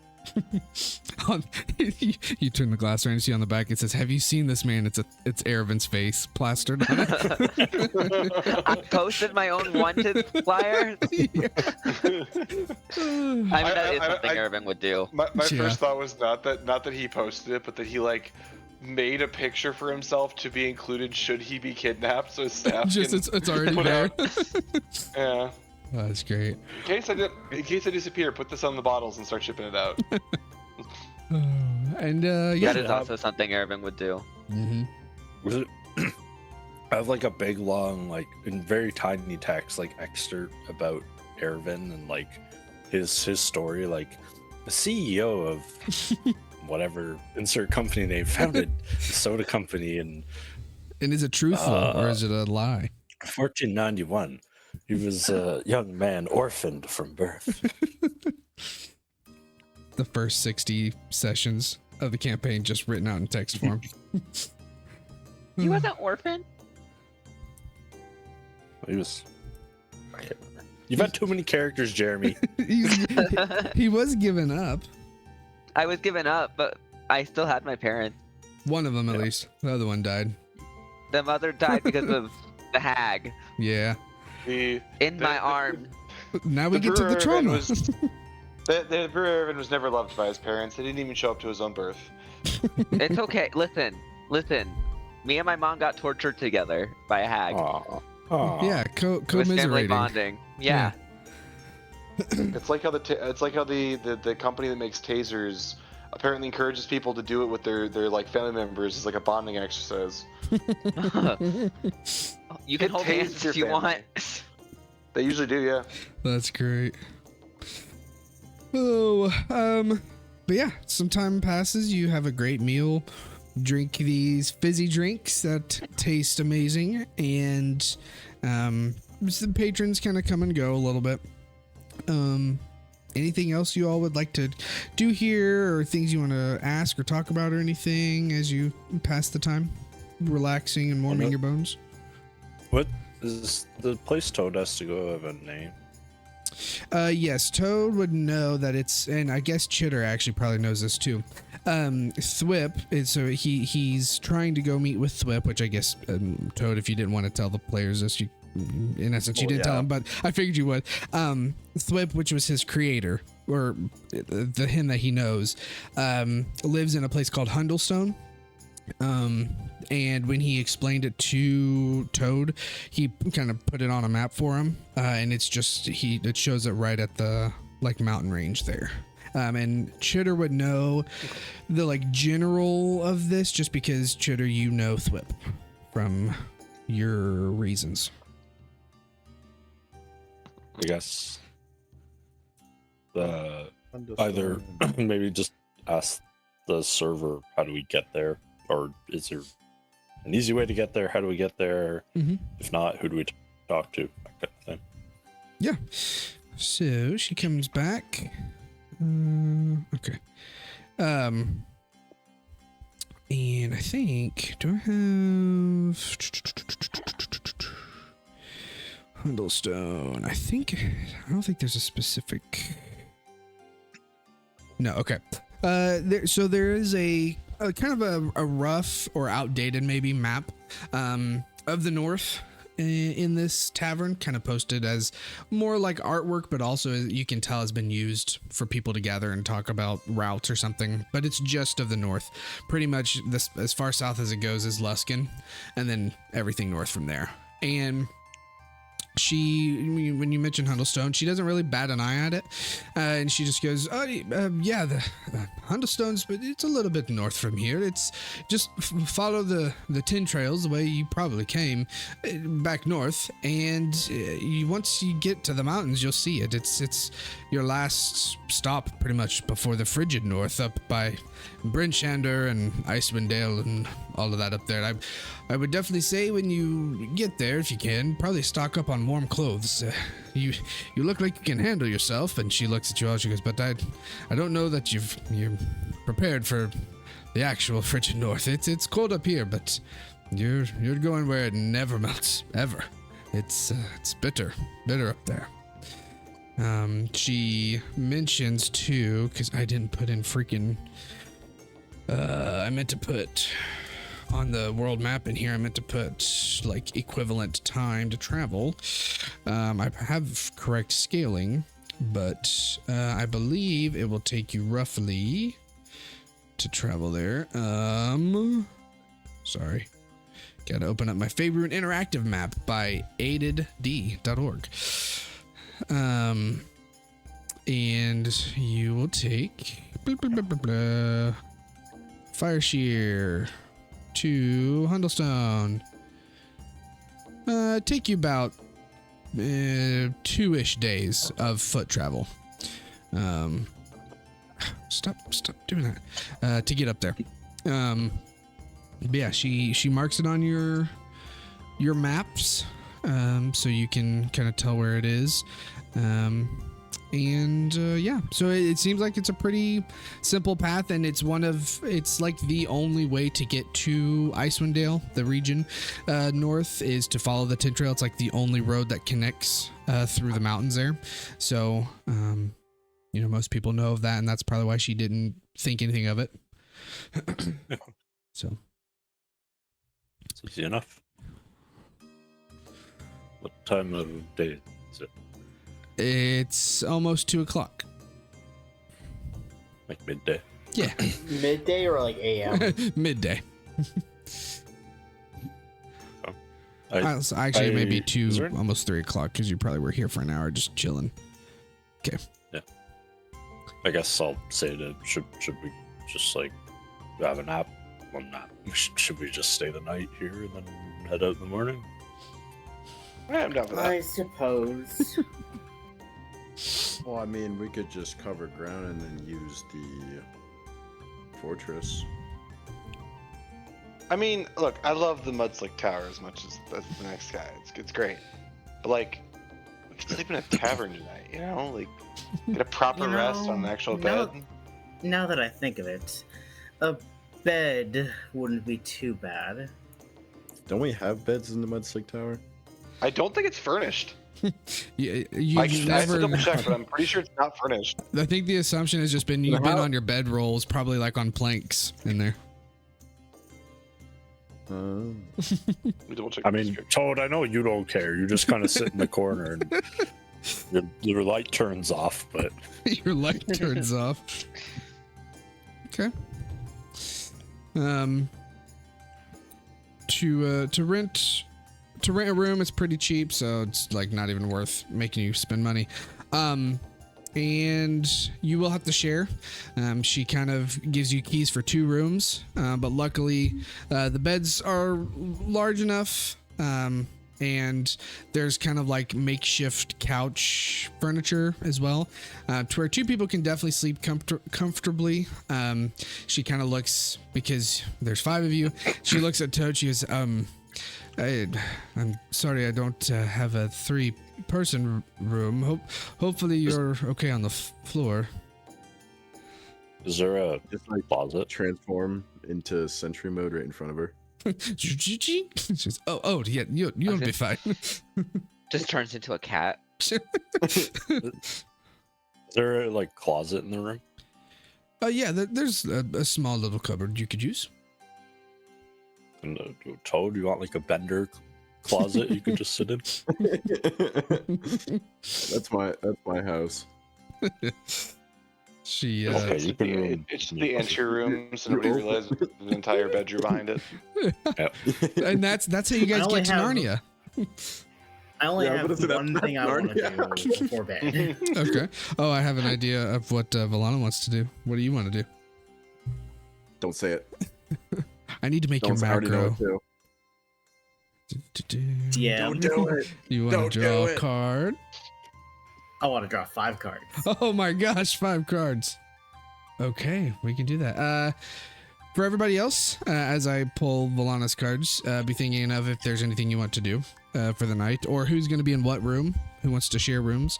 So, Valana, can I have you start by rolling me a...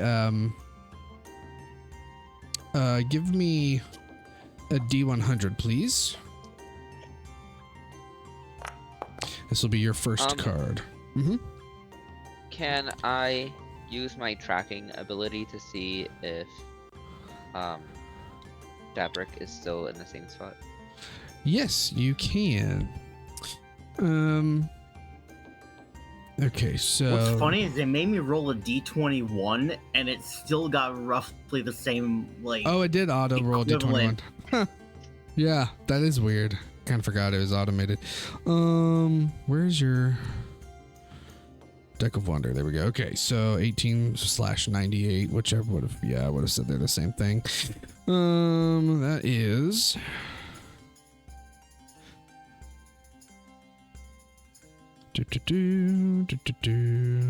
okay. You pull the order card. You gain resistance of one of the following damage types. 1, 2, 3, 4, 5. Can you roll me a d6, please, to figure out which damage type it is, and then also a d12 to see how long it lasts.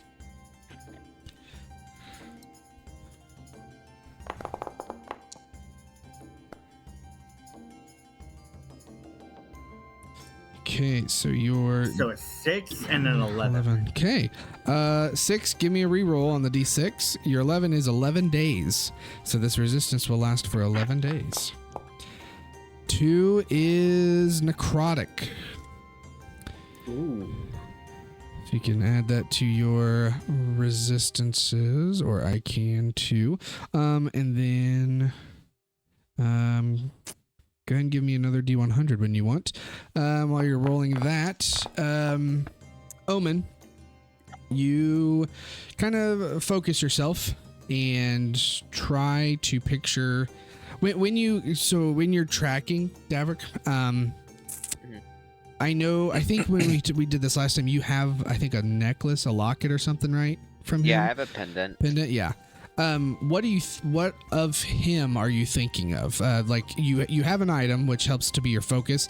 It also helps to then picture the person or something specific about them. What comes to mind for Omen? Probably thinking about remembering his scent. Okay. So as you kind of focus yourself on this memory of Davrick, you remember last time, and you're not as taken back. It's still a little bit of surprise, but the world kind of shimmers into this ethereal plane that you're in, or that you can see into. The first time you saw this beacon of light in the sky towards the east, out towards the desert. As you open your eyes again and you see the world kind of shimmer off into this ethereal plane view, you look towards that same-ish area out in the distance, and you don't see the light anymore. And so you're like, what's going on? So you look around, and can you... Actually, I'm not going to make you do it. I'll do it. You see... Okay, so that would be... Okay. You see the light is south of you, Again, from where you're at, the distance is kind of hard to tell because you're not sure how big the beacon is physically. So you're not sure if it's really close, but it's a tiny light, or if it's really far away and it's really large, and that's why it's small. So you can't really judge distance, but it seems to have been moved to the south. Not directly south, but along the coast south. So wherever the beacon is, specifically, it is on the coast, south of you. How is he moving so quickly? And I'm going to move this on your map. Boop. Down here. Okay.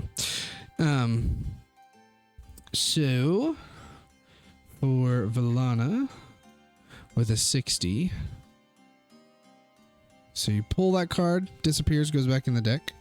With a 60, you pull. And now she's pregnant. That's Oh my nuts. God. It's like Twilight all over again.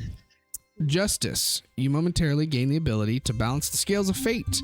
For the next 8 hours, whenever you or a creature within 60 feet of you is about to roll a d20 with advantage or disadvantage, you can use your reaction to prevent the roll from being affected by advantage or disadvantage.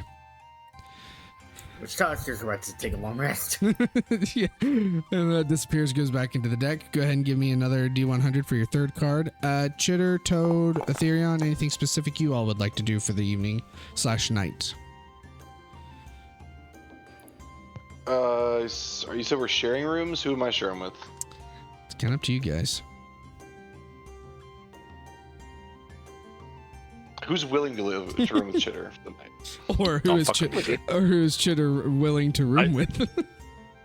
I was gonna say, I assume Omen and Balana are like not gonna have the heat on in their room, so Ooh, Oh, yeah, yeah. That's a good point. That's fair. Okay.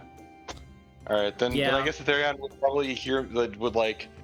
I mean, assuming he isn't immediately going to bed, like probably hear me like strumming on my lyre and like mumbling to myself. Is something I'm trying to make lyrics to something. No, Just that's not mess right. with the music.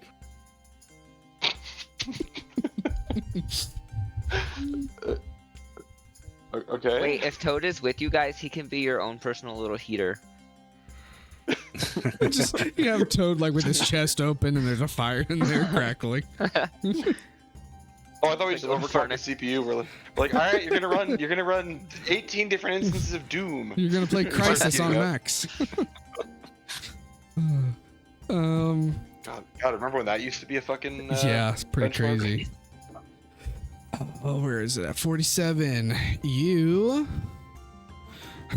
you pull the Dusk card. This card supernaturally saps your energy. You have disadvantage on initiative rolls. This effect lasts until you finish a long rest, but it can be ended early by remove curse spell or similar magic. Go ahead and give me another D100 for your fourth card. This disappears and goes into the deck.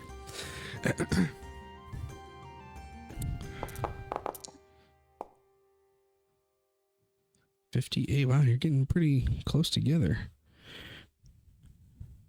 Okay. That one will be End. This card is an Omen of Death. You take necrotic damage, which is Omen? halved because of your... Yeah. As you are resistant now. So you'll take half of this damage, and your hit point maximum is reduced by the amount equal to the damage taken. Effect can't reduce your hit points below 10. Reduction lasts until you finish a long rest. Blah, blah, blah. So you would have taken half of So it 17. doesn't matter. Yeah, because you're going to this long rest. That disappears, goes back in. Give me your last D100. So only one of my rolls has actually mattered. 82. This one.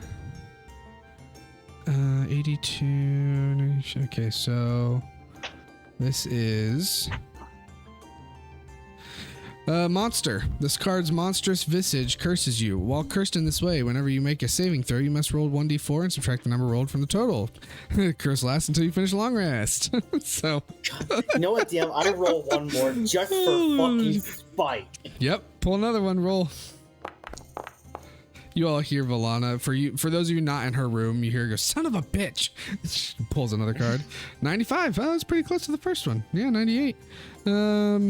She just hears it banging on the wall, like, "Hey, I'm trying to write music over here. Shut up." You get, what is it? 95. Wow, that's right on the line. You gain dark vision within a range of 300 feet. The dark vision lasts for 8 hours. Oh, so it's essentially a long rest. Pretty much. God damn it. One of these days. What are you looking for? Because there's 3 good ones that are useful. One is like you get the gems, one is a weapon, and one is the resistance one. Or I guess knock. That's kind of a nice one too. I never know what I'm going for, like when I do it. Yeah. It's just to see what happens. Yeah. Okay, so that's Omen, blah, blah, blah, blah, the rest of you, okay. Chitter, are you trying to write this song in a specific language that you're wanting to use, or just kind of noodling? It's in common. Okay. My brain has like a lyric he would be trying, which would be fucking terrible. Okay. But I think he's intentionally trying to be like quiet about this, like he's kind of muttering to himself as he says it, because he doesn't want people over here. I don't know if they will or not. Gotcha. Okay. Cool. Yeah. Okay. I thought I heard Toad is trying to investigate the music. I think I heard something like that. God damn it! I hear everything. What is music? Oh, I hate myself right now. Give me a deception check, Chitter. Well, did he get a nat 20? Oh, he did. Matter? I mean, unless you get a nat 20, and then we'll cancel him out. Oh, that's a fair point. Hold on, where's my sheet? Sorry, I was washing a pan for brownies. And there's certain times that a skill check, even a nat 20, doesn't necessarily mean auto success. I mean, it definitely beats your 12, but oh darn. I like to think he's kind of like singing, he's kind of like glancing over because he doesn't want me to like hear. And then as he starts doing it, and he looks again, and my head is just like fixed on him, and I'm just like staring right through it. It's kind of like when you look at a cat from a corner. I lean slightly to the side, your head just auto tracks me. Yeah, it's up to you if you want to message him what the song is, or tell him. That's fine. You just hear quiet, like, because you hear a name which you recognize, where he's like, Cinderhild, that girl got a rockin' bill. No, it doesn't fucking make sense. God damn it. He scribbles on the page. Son of a bitch. So stupid. That's great. Theron just kind of will smile at Chitter and just kind of give him like a nod of approval. Like he's like, "You go, man. You'll get." He covers the paper with his hands to like try to like block you from speaking. Like hey, eyes and ears over that way, man. We are worms. That's great. Okay. Yeah, you all go to sleep. Go ahead and if you need to do a long rest. I think Chitter's the only one who's done something. But, I mean, can I just give myself my stuff? Yeah, you can just give it back. There's no reason. Because then it'll be new day. Yay, there we go. How do I fast forward a day? Boop. And it is not that time. You're waking up. It is like 7 o'clock. That weather is... Do we got a message in our head of the weather forecast? Completely wrong. I need to fix that. Yes, you do. And it is in the voice of Jeremy. There's a way I can fix that at some point, but you're not in this tavern anymore. Play. Okay. You get up and get ready to head on north. Any last minute things before making the trek? For some reason, I thought you were going to say any last words. I mean that too. You never know what could happen. I guess just go pick up some rations and whatever else we need. Okay. basically. Wasn't there a time when Ethereon used to like inspire us with speech? Wasn't there a Oh yeah, I should time? do that too. Guys, I've missed a lot of sessions. I forget what I can do. Okay, no. He's missed a lot of sessions, and we have been in combat for a lot of them. Yeah. Has he Man, actually done one with that's- Omen before though? I don't know if he has. I To don't be think he has honest. because ever since we've met, we've just been fighting. Oh man, you're in for a treat. It's fine, your Not interest. really. But How does he inspire us? Can Yeah, I what is roll your to see speech? how inspired I am? if you for funsies, yeah, we can Yeah. do an insight check. What do I do? Just charisma or something? Yeah, you can do performance, maybe. But yeah, what's your Is what's this your like speech? a prayer Hold on, over Mike. our breakfast that we're eating? Oh, it's real good. You said an insight. Really. Yes. Oh. Oh, maybe it is real good. Well, pretty low. Why can't I change this? Yeah, go ahead. Speech about.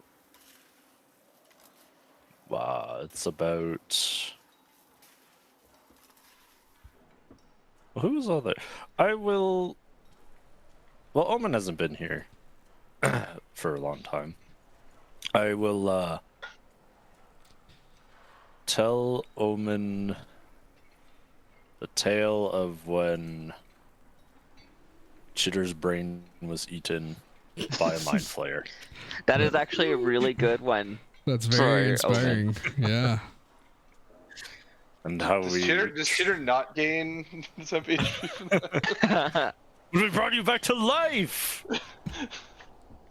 That You part look would at- disappoint Omen. You look over and Chitter is staring off into space, clearly having a PTSD flashback. It was sick. The mind flayer ripped the back of his head open. There was viscera everywhere.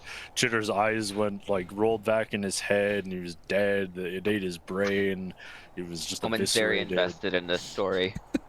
And then this voice spoke to me that said give me your soul and I'll bring your buddy back. And I said fuck yeah, that's sick. So then I'm kind of tied to I still don't really know what it is. Wait, is that egg thing? I don't know. he steps out of it? Wait, is that how that happened? You told Oh me. no. I don't think he ever actually told me that, or anybody that. I don't. Has Omen even seen him shapeshift? About this. Omen's seen him do it at least once now, because I think you did it during the Groundhog fight. So you're connecting the two dots. And you're giving me shit about becoming a vampire. Okay. You're a vampire. Chitter's my best buddy. I had to save him. And that's He inspiring. holds out his hand. He No. holds out his hand for You his don't pistol. get to yell at me anymore. Ethereon just kind of he gives He's Chitter with, a bump, and then he kind of steps back and lets them have their thing now. It's okay, the focus is off me. You just start, Vlog's focus is 100% on him. you turn around, just start walking down the path. I'm alive. I'm alive because of him. Honestly, he's good in my book. Pick at the back of your head where you still have a scar from the mind flayer. Look, I think it's a plot point that kind of fell to the wayside. I haven't heard about it for a long time, so I'm sure it's fine. He puts his glasses back in his case after recounting the whole story. I think at this point, it's level plus charisma, I believe. That sounds right. Because it was, 17 before? Well, maybe the last time you used it? 2 levels ago? That's crazy. Maybe not that far ago. Temporary hit points equal to your level plus charisma. Yeah, so 19. So 19, okay. So everybody can give yourself a 19 temp. And you head off north. We'll get rid of this map. The travel is pretty, kind of standard. Like I mentioned, this path is the only way from the Icewind Dale region of the north to the rest of the world, pretty much, unless you're going to try to somehow traverse the frozen spine of the world mountain range by yourself, which is in essence impossible. It's not really impossible, but pretty much. And so not very common do you see other people on this path, but you can tell that it is very well traveled. It's kind of the same thing where the snow has been compacted to make the path rather than there being a paved road with stone or a dirt road or anything. It's just the snow has been compacted down enough. So you see old wagon tracks and old footpaths and stuff like that. Your first day of travel, like I said, not a whole lot happens. Anything specific anybody wants to do for the first day before we'll just skip through camp and everything and start the next day? Can I use the tracking? Oh fuck. Do I don't remember. Do I have to have an item of it, or can I do it without the item? For like to look into to do the ethereal realm thing. Like if I were to look for my wolf right now, like would I need something? I think I wrote it where you don't necessarily have to have a thing if you have enough information. Let me double check. What did I call that? That is so your boon. Oh, I probably actually didn't make it. It's in your notes because yours isn't really in effect that you have to use. 1 second. Resources. Boons. Okay. Yours. Dang it. Hold on.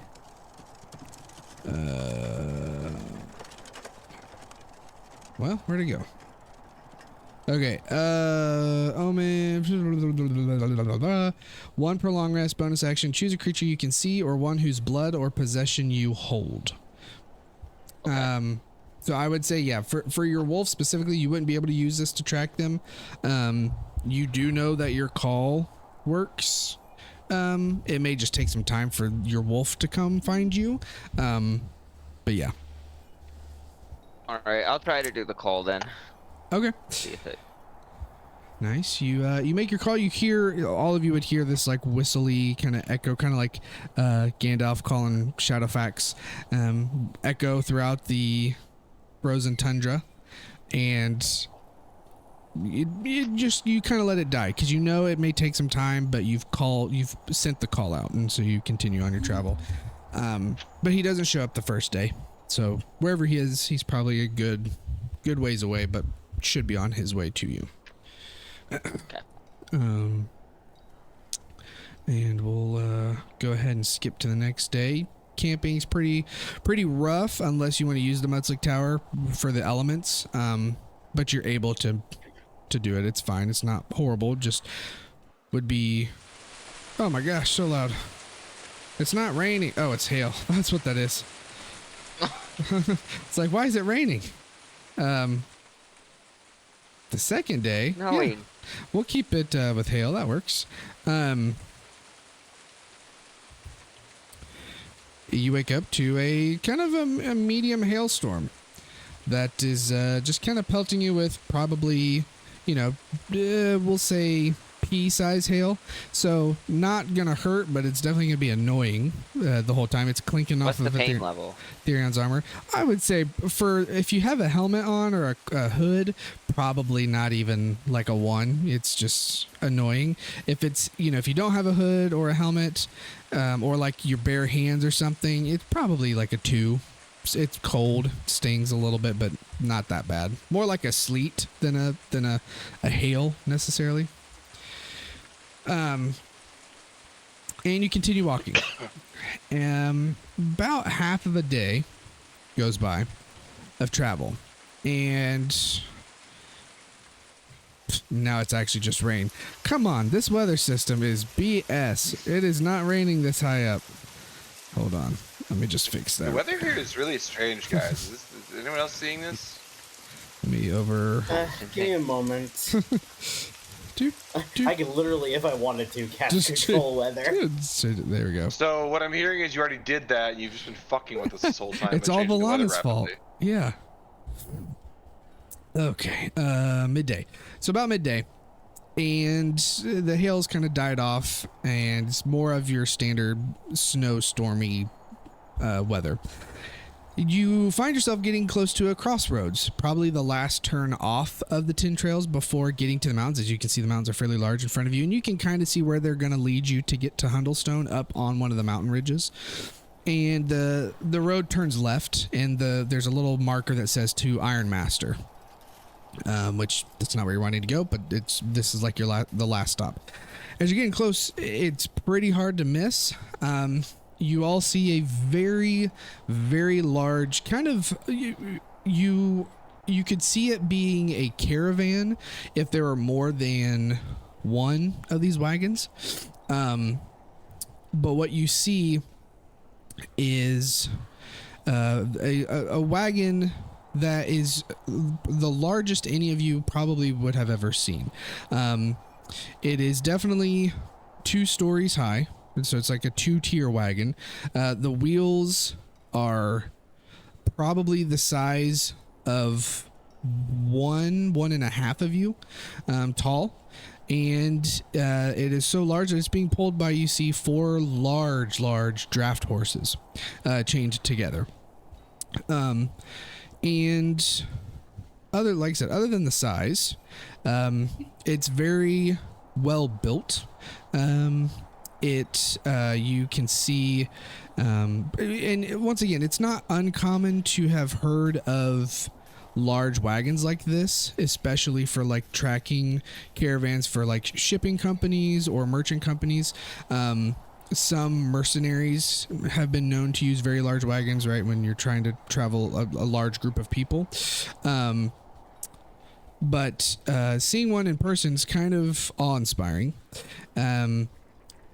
And my goodness, I'm just setting things up in the background. It takes up kind of the whole path with how large it is. There's 3 drivers sitting on the front, pretty much keeping to themselves. They're very bundled up, obviously being in the frigid north. You know, that makes sense that they're going to want to be warm, and being on a moving wagon, not going to want to be exposed to the wind. But dang it. But they have their hoods up, and they're not really talking or making, looking at you or calling out or anything. That they're keeping to themselves while they're driving, this wagon along. And trying to think. I think that's probably it. You would probably also pretty quickly notice. I'm getting ready to move you guys to this scene. There we go. You would probably notice, after taking a few seconds to really look at this map, that once again, a large wagon isn't unheard of. The weirder piece is usually with something that's, specially built, right? One of these large wagons is built to be able to be this large. This one seems to be sagging a little, almost. At first, you probably would have thought, oh, it's the snow. It's just like digging into the snow. But no, you're looking at where the wheels are, and you can tell that the whole wagon is kind of bowing the axles a little bit. The wheels are just ever so slightly tilted in from the top a little bit under the weight, and you can kind of see the bottom of the wagon sagging a little bit. It seems like this is a very heavily loaded wagon, and the construction is very well sealed, which once again makes sense being in the frigid north. The wood construction, everything's sealed tight. You don't see any gaps. You see a few like cutouts for maybe windows, but from the inside they appear to be kind of closed or curtained off. The second level, same thing. The wood is kind of bound together pretty tight with window cutouts that are covered from the inside, and then the canvas top is pulled very taut to where it looks like nothing could get in or kind of come out of there, other than like through a door or something. It's very, very well sealed. And you all kind of stop at this crossroads and see this large wagon kind of not barreling, but definitely coming down towards you. What would you like to do? Do we get the impression that there are giants in there? Probably not. It's a large wagon, but it would be hard to hide more, like to hide a giant unless it was like laying down. And even then probably would be cramped. So probably not a giant or multiple giants in there. So they're big, but not that big. Yeah. I mean, for a person like yourself, this is a very, very large wagon, but the people driving it are regular sized. Small folk sized, I guess. Your size. I wonder if I can link all these together. So I guess the question is, do we wish to see who these people are, let them pass? Do they have any like markings on this caravan? Like, do they like that we can distinguish immediately as like a part of a tribe, or if they're like trading or something? Do a perception check, whoever would like to. I guess I'll get on it. Get a little looky-loo. Well, that's good, because mine sucks.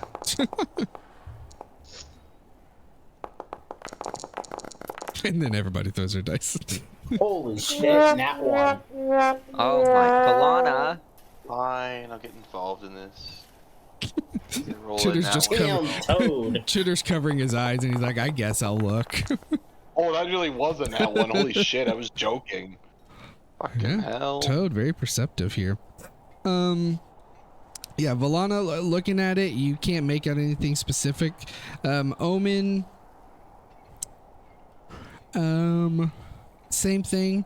It feels, it feels like they could be hauling something for a merchant company, right? Being so obviously heavily loaded. But you don't see any markings on like the drivers or anything on the side that would indicate who they are transporting goods for, which it wouldn't be unheard of, but also is a little weird. Usually merchants want to protect their stuff, and so they're going to mark who it's from. So if if they have weight behind their name, people aren't going to try to rob them or something. If they notice, oh, this is the Lion Shield Coster, we're not going to mess with them or something. Toad, or well, Aetherion and Chitter, you look and you notice that you can see on the horses, they don't have armor, but they do have harnesses that attach them to the wagon, and you can see almost like a brand on their chest, kind of very faint, probably not a hot brand but a cold brand, and the hair around it has grown thick enough for winter riding to where it kind of almost hides it a little, but you get a glimpse of it. And there does seem to be a symbol, but you kind of get this feeling that okay, it's probably put here in this manner to hide it a little more, rather than having it broadly displayed on anything. It's kind of more elusive where it is. And then for Toad, you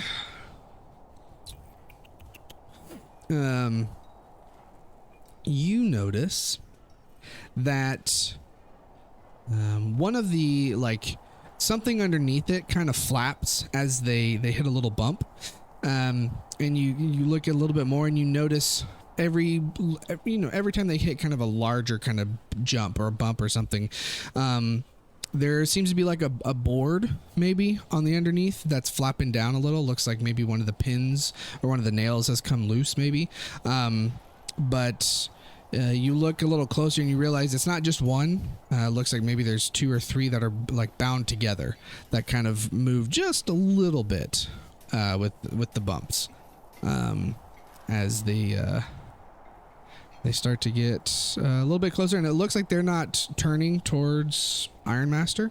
It looks like they are kind of headed towards your direction. And about here, you, oh my goodness, this is not going to want to line up perfectly. You notice that the drivers have now kind of taken note that you're there, and they still haven't said anything, maybe expecting you to make the first move, but they're maybe looking at you a little more, watching what you're doing.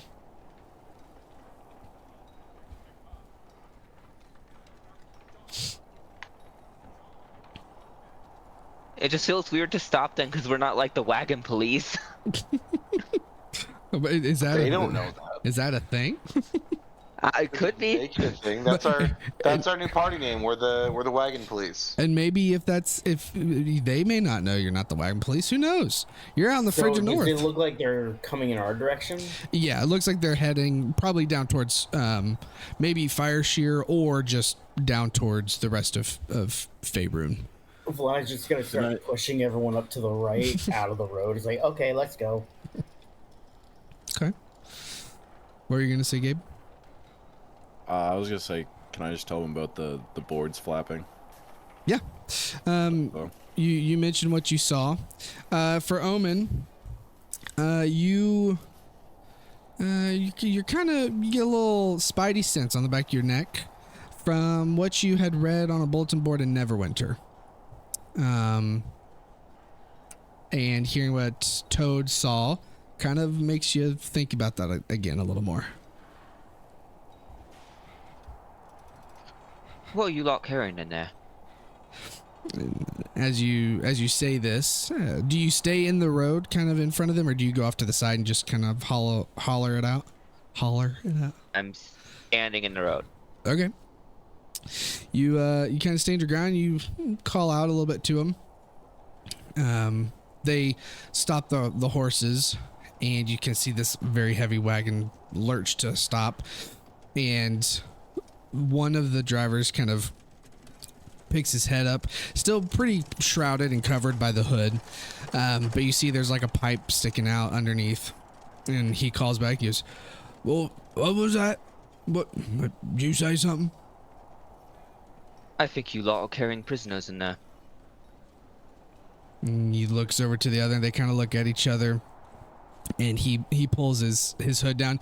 You see he's a balding gentleman, but very burly. He's got a thick handlebar mustache, some scars on his face, and he hands his reins over to one of the other drivers and hops down the driver's seat, kind of treks in this, thick snow, and walks over, and you see he's got like a cloak over him that's a very thick fur, but underneath is pretty bare in terms of what he's wearing. He's not in full armor. He's not clad in very warm gear, so you take it he's probably used to the cold. He's very thick and burly, and he's got a lot of body hair that sticks out everywhere. But this pelt that he's wearing must be very, very warm as well. And he walks kind of closer to you. I'll have a good token. And he's a large guy. And he kind of smiles a little and looks you up and down. And he says, "Now, I'm getting a little old in the years, but I could have sworn that I heard you say you think we were carrying prisoners in here. Is that right?" I'm grabbing him by the scruff of his neck and pulling him closer. Oh, and I'm gonna say, "That's right." He fights it a little. Can you give me just give me a straight strength check? So you kind of try to grab the scruff and pull him close. 19, that's pretty high. Do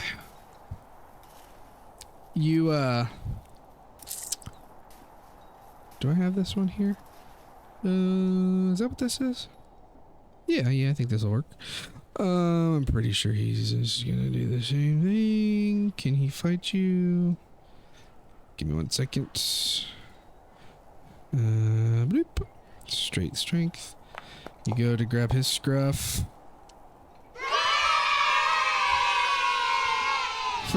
I'm assuming you all heard that. Or Good. what? Was it a Awesome. natural one? No, it was a nat 20. It was a natural 20. It's a very loud yay, but I couldn't tell if you all heard it. I was gonna say there's one of the two. You go to grab his scruff, and you do grab like his cloak where it attaches, and start to pull him down, and he kind of lurches from more of like the surprise of that you went for it, and then you get him just a little bit lower, and he just kind of snaps back and brushes your hand off of him, and he goes, "Oi, what? People would get smacked for less than that. Grabbing a stranger." Omen, what the fuck are you doing? This lot is harboring prisoners, one of which could be my boyfriend. Hold on, who is this? Are you gonna let some girl stand up for you? You can't even face like a man. You gotta have mommy come over here and talk to me. Because first off, none of you are with the Lord's Alliance. None of you are from Neverwinter's guard. You have no right to be I'm gonna patrolling. go and punch him and try and use Stunning Strike. Oh, okay. Yeah, you know what? Fuck it. I'm not even gonna try to fucking like. love that. Okay. I'm gonna use Ice Knife. Fuck it. Shit. Okay, both of you at the same time. Cool. Let me throw. I'm token. Sorry, on Omen. here. This is probably gonna hit you. We're just gonna put him here for now. Ignore the token. Omen. Let's see. Yeah. Can you do your punch real quick?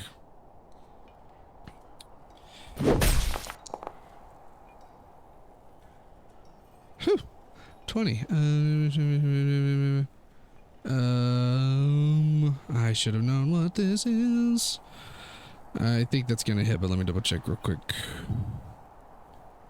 If a 22 Yeah. doesn't hit, I'm going to be flabbergasted. Yeah, that's gonna hit. You can go ahead and do damage. Sorry. Oh yeah, is it still stuck on something? I just now realized. There we go. It was just asking me for the damage. Gotcha. And then you said you're doing stunning strike, right? Yeah. So he'll have to make a wisdom save. Okay. So yeah, that hits. Go ahead and explain what this looks like. As you do hit him with the punch, and he fails for stunning strike. I'm gonna hit him in like a pressure point in the neck and kind of like daze him. Okay. Like Yeah. I come up and I just like chop his neck and like kind of like the jugular area. Gotcha. I just now realized it took away his things. Stunning strike makes him stunned, right? Yeah. I know that's a dumb question. Okay, I got it. I'm gonna make sure I put that back on because it took it away for some reason. Okay, yeah, you see this all happen real quick. Valana, go ahead and do your ice knife. So, Omen, you quickly, just while he's in the middle of talking, he turns and looks at Valana to say, you have to have mommy fight for you, and you go for the smack, and it connects, and you see him kind of like get dazed and turn over and look at you, and as he looks over at you, Valana, what does it look like when you cast this ice knife, actually? I'll just let you, you tell me. So as he's saying what he does, Vlad lifts one of her hands and just a pure, very thin sheen of ice appears in her hand, almost looking like that of a knife, and she just chucks it right into his neck. Shit. Okay. Yeah, you all see as that happens, and the ice knife, because this is the one that explodes, right? It hits and then. It does. Yeah. Okay. So it hits Omen for a little bit, which I need to make sure to that. Oh, you have 10 hit points, which brought you. If I do this, there we go. Okay, cool.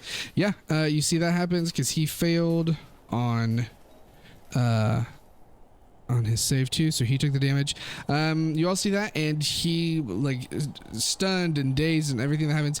You see the other two riders kind of quickly like jump out of their driver's seat. They like tie up the horses to little posts that they have on the driver wagon, which makes no sense because the horses could still take off, but and they kind of jump off and get ready to come after you, as we will quickly add you all to some combat. Give me a second. Boop. Okay, you all Omen, you better be right. can add yourself and roll your initiative. What is everyone's thoughts for 10:30 tonight? We don't have to go to 10:30. I'm just curious. I'm good with I that. can do it if needed. Yeah. I'm good. I can do that. Cool. Okay. Pause this. I'm gonna reroll my initiative. You want to use your reroll? I'm using my yeah. Okay. Clear. How do I initiative. have a +9? It's better just to not ask those questions. I roll. You sure can. Okay, It's like- okay. It is so funny that Omen and Velada are the first two to attack, and they're the first two to go in initiative. Let's do this. Ooh, that's What gonna do be you low. mean? And I will say your Should- two attacks would be your first round. So like your two things you did are gonna count for your round, your turns and in initiative. But anyway, sorry, what were you saying, Max?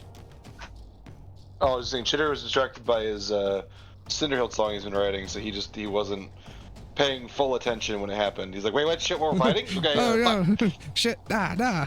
Yeah. Do I still get my movement? Yeah, you guys can still move, and if you have like a bonus action, but your action will have been spent. Let me roll for them.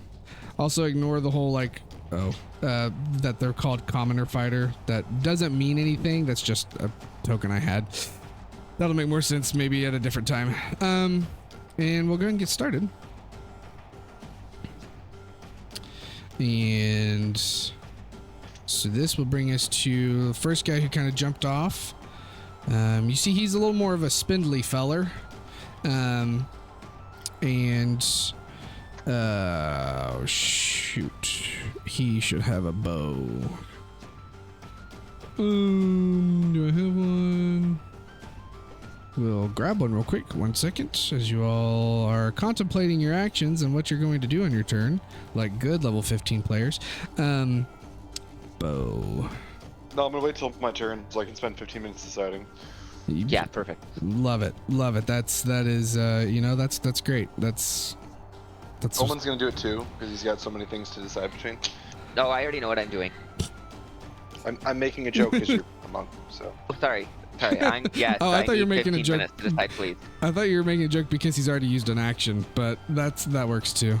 Okay, here we go. Let's do that. And he doesn't Although have in a one. lot of ways, I prefer playing a spellcaster. I do like that my turn as a Therion for the most part is I'm gonna hit it. Yeah. I'm gonna go Korgath, but then I also have the option of turn back to Korgath and just fucking blast it with magic instead. Like I have both options. Yeah, you just use your like super high level spell slots that you have all of. Yeah, for healing, because my party members all get hurt. Okay, he's gonna back up just a hair. And he Am I wrong? is gonna see. Okay, so he looks at Omen, obviously taking a punch or throwing a punch, and he's pulling his bow back, and he's going to loose 2 arrows. If it hits, I'm going to use my reaction. Oh wait, hold on. Actually, Well, the first one will miss. And second one is definitely gonna miss with a nat 1. as they're flying at me, I kind of just like slapped them out of Okay, the projectile path. sick. But yeah, that's it for him, which brings us to you, Omen. You've used your action to punch. What would you like to do? I'm going to use my movement. How far is this to get here? And I'm going to use my bonus action to use Step of the Wind. And I want to jump off the horse's back and get onto up here. Where are you at? Okay. Wait, where'd you go? Oh, I'm under this. yeah. Hold on, I forgot. I gave it an elevation of 1, so it'd be on top of the horses. And we'll do that. Where'd you go? I'm on the horse ass. There you are. Okay, I'm gonna give you elevation of 1, and you should hopefully be able to go where you did again. Yeah, there we go. Okay. Because this would be Because you said you're using Step of the Wind, right? Yeah. Which is double check read. Step of the Gives me Wind. dash as a bonus action. Dash. Okay. Yeah. So this is like the driver's spot where you're at right now. So that would get you actually really kind of get you more like 5 feet up. Where it is, but yeah. So you get up there. Okay. Nice. Can you get positioned around? Looking in, can I see or can I look in?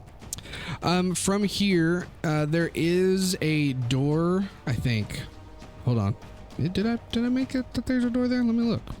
The front is here. Yes. It looks like there is a... Right? Yeah. There is a like little closed door to the right of where they were sitting. And if I speak, would that count as an action, or could I just do that? Like to go into to look into the door, right? No, to like just shout to see if anyone's in there. Yeah, you can. That'd be a free action. You wouldn't have to. You could. You'd yell something out to the door. Okay, I'll say, "Oi, Davrik, you in there?"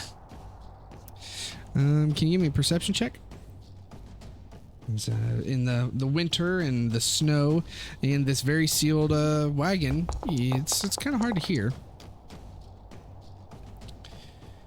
16. From what you can hear, it's pretty quiet. Maybe there's the sound of rustling, but you're not really sure if it's coming from inside the wagon or if it's the wagon itself, like shifting with the weight of you getting on it and the wind. So you can't really tell if there was a response or not. It doesn't seem like there was, but. Alright, then I'll just turn to this guy that I'm facing, and I'll say, "You lot better hope he's not in there. I'll kill every fucking one of you." He doesn't say anything. He doesn't really. He looks at you, but he doesn't respond. Anything else for you? That's it. Okay. That brings us to this other fighter. Oh, and this is the one with the freaking crossbow that I didn't prep. Give me 1 second. To be honest, didn't really think this is what you guys were going to do today. I love it. Don't get me wrong.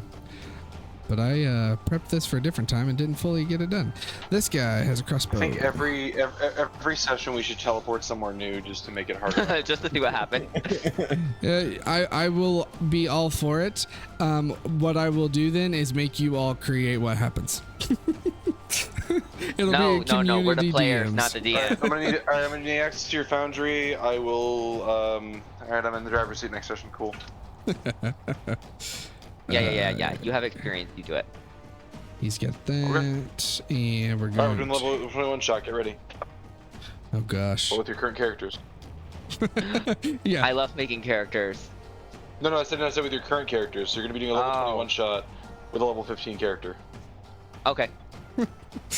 He's all for it. I mean, it's one shot, so.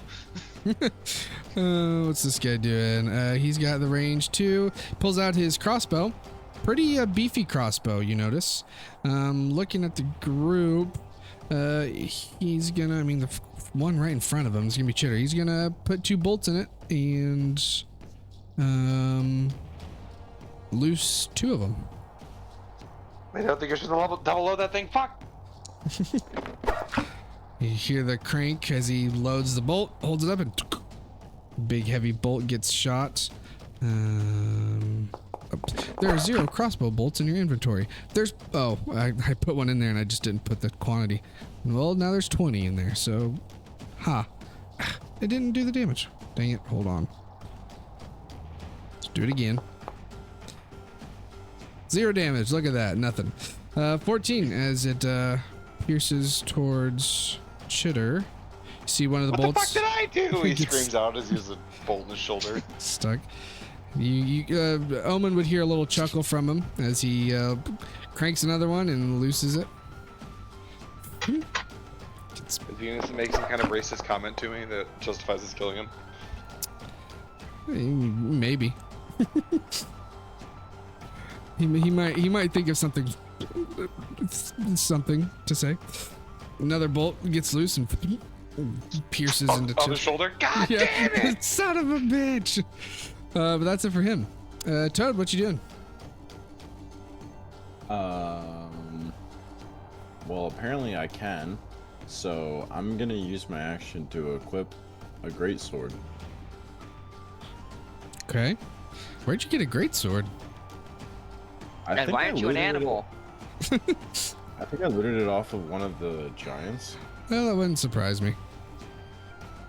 Do you have proficiency with it? Would he even be able to get it?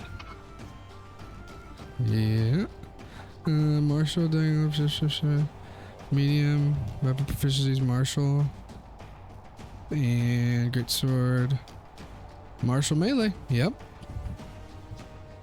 Martials. Well, I wouldn't be able to do anything with it this round. Because you equipped it. Yeah. Equip it for a melee for This would be freaking weird. You all see Toad and you're like, oh yeah, what's he gonna turn into now? And he just pulls out a freaking sword out of nowhere. Well, wait, isn't like if you're only doing it once, like he's not putting anything away. Like, isn't that just an object interaction? I was thinking the same Pretty sure- thing. Let me double check. I think drawing a weapon, as long as you're only doing it once, like not drawing and sewing, I think it's just an object interaction. Could be wrong. Double checking. Give me 1 second. You also because I don't think he had it actually equipped to his character. But it does. I mean, that's 2024. Hold on, 2014. I didn't have it equipped to my character, and Josh is making me do the thing where if I use a thing, I have to spend an action to pick up my shield. So I feel like that's.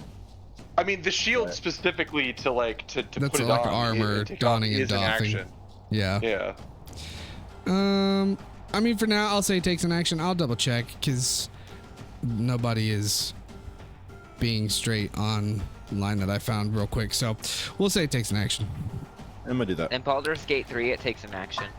There we go. Baldur's Gate 3 is D&D 5e 2014. So, okay, and then I am offended by that statement, but I will not challenge it.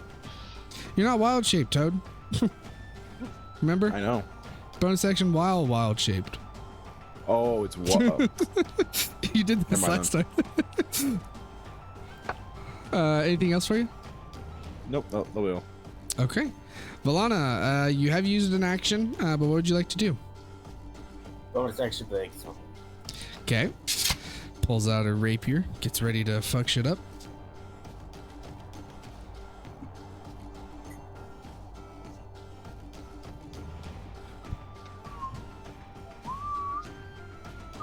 Just burst out of the trees next to this guy. And I'll go ahead and end my turn there. Okay. He looks at you and he does comment this time. He's like, "Oh, a little lady coming to fight. Isn't this sweet?" He's got like a toothless grin. And Ethereon, you definitely get the gist that these people are very sexist. But we can't have any of that. We are a PC group.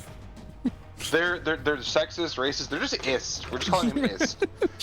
There is. Also, how did I get a 19 and I'm still going third to last?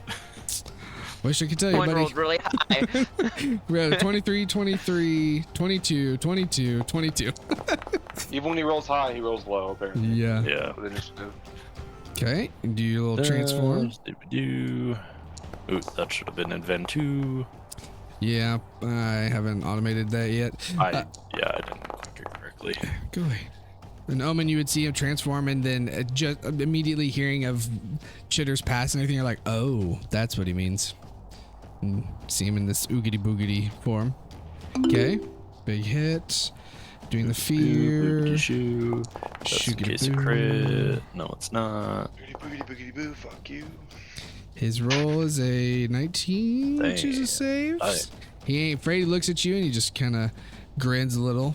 Not Does he scared of stun? ghost. I mean, as best as a stunned person can. That's gonna hit. I always forget. Does stun do anything with melee attack? No. Paralyzed. We always think it's paralyzed. You know, you get advantage, but Yeah, you don't get but that's auto it. crit with Yeah. Oh, so I didn't even have to. Okay, Yeah. big hits there. He's stunned, but looking pretty rough as blood splatters across the white snow. Anything else? His little chin.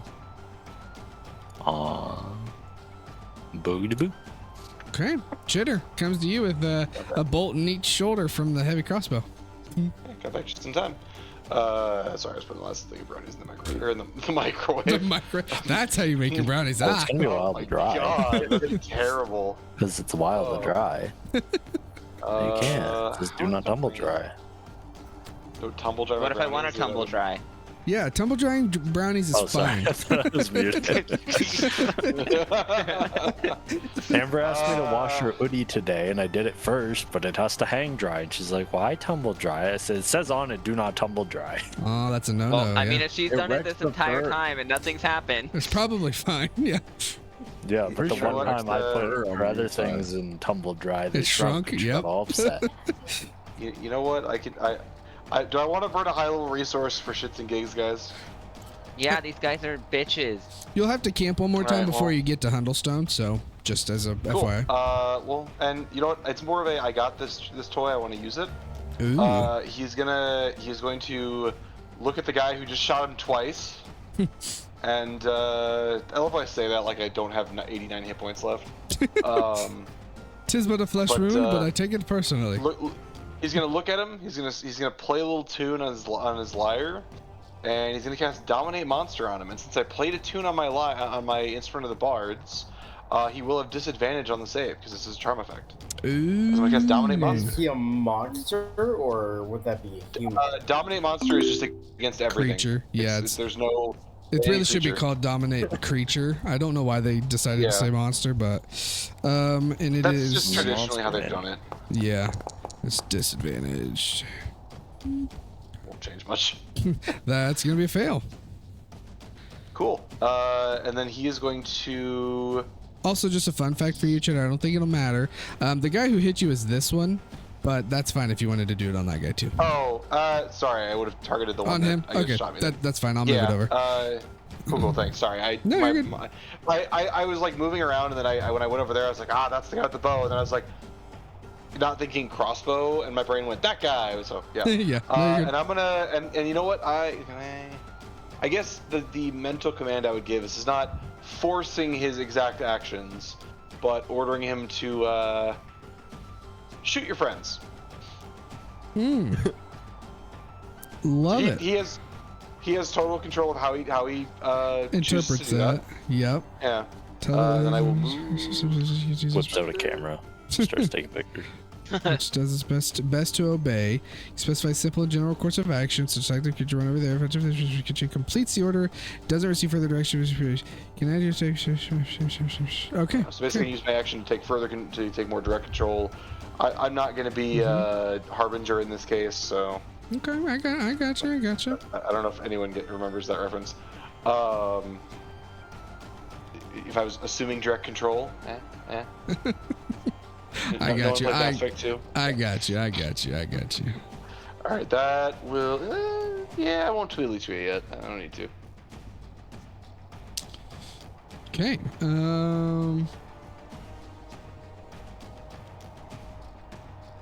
Yeah, okay. Just double checking something. That brings us to the stunned guy, which I believe he makes his save at the end of his turn, Omen, for your stun, or it just drops? He just it just drops. I always forget automatically. that one. Yeah, it's just an automatic. Okay. But he can't do anything with stun, pretty sure.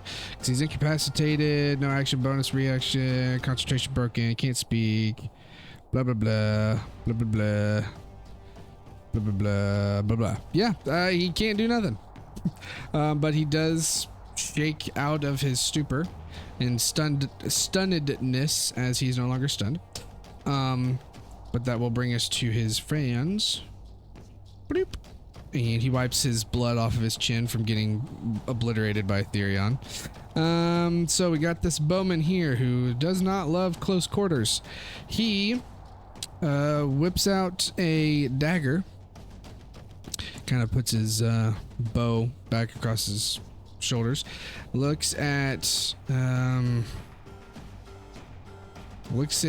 Valana, and goes for a melee swipe with his dagger. He goes, "Oh, pretty little face, I'd hate to hurt you." And he swipes real quick. Which I have a feeling we all know it's gonna happen. It's gonna miss. But yeah. So yeah, pretty much what I expected. But he's gonna do it again, as he's kind of a little surprised at the fact that he missed, and he gets the same roll, and he misses again, and he looks at you, gets a little frustrated. And he's gonna stand there though, because he's kind of surrounded. Omen, what you doing? Am I muted? Hold on. Nope, not now. Okay. I want to go in to the wagon. Okay, you can do that. The door is not locked, so you're able to open the door. And as you do, the leader. Wait, before I do. I just want to check to see if it's trapped or anything before I just go through the door. Do an investigation check for me.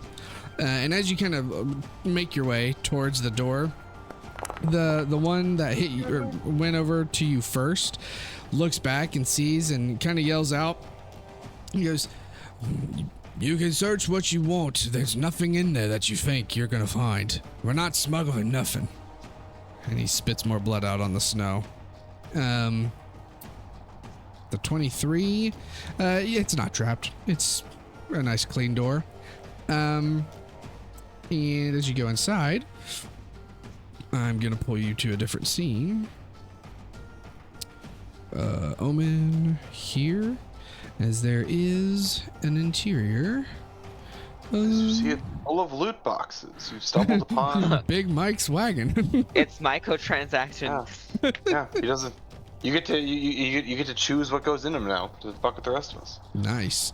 Oh, and I need to block this off. So close your eyes for a second. Boop, boop, boop. You see nothing. You see nothing. Oh my gosh. My eyes are closed. Don't worry. You see nothing. I have a feeling you're looking between your fingers, even though you could also just No, keep your eyes open. I am very tempted to look, but Okay, one more second. I'm just gonna copy some walls. I didn't like wall this thing or anything. So I'm just like putting walls around so you just can't see other levels, because I didn't make this a levels map, because as Josh and I have found out, levels tend to screw things up very easily. So Yeah. okay, that should work. There you go. Okay, you can open your eyes. This is what you see. You open the door. You're immediately like in a little hallway with a ladder that goes up to the second level. And immediately in front of you looks like 3 benches of some sort. And you see little like windows or open areas that look inside that look inside of maybe a sleeping quarters. Oh no, they're not benches. Sorry, those are supposed to be barrels that connect the 2 spots. This is like an exposed spot. Okay. But anyway, that's kind of what you see immediately. This path continues to the back of the wagon, where like there's probably stairs to the back of it, and you can see a door. So the door is into this room. Then you got these 2 windows or the ladder that you're at here. What would you like to do? I want to see if there's anywhere, because I saw it sagging at the bottom, and this doesn't look like that's causing that. So I want to see if there's a trap door or something. Gotcha. Give me, and we'll say this is like this one will be like your action for the turn. Give me an investigation check. As you go into this sleeping chamber, and you start to mosey around. 14. In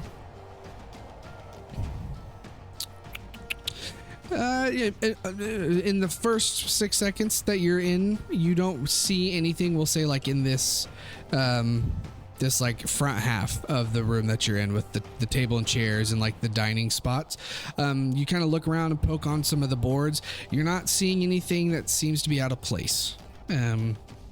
There's a lot to this room that you could look for, and there's also a very large rug, but nothing kind of on your immediate inspection seems to be out of place.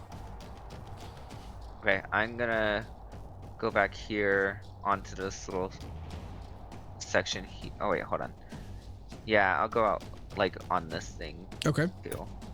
Yeah, you kind of And then go to that side spot, side walkway. would this be, would they be able to attack me from here?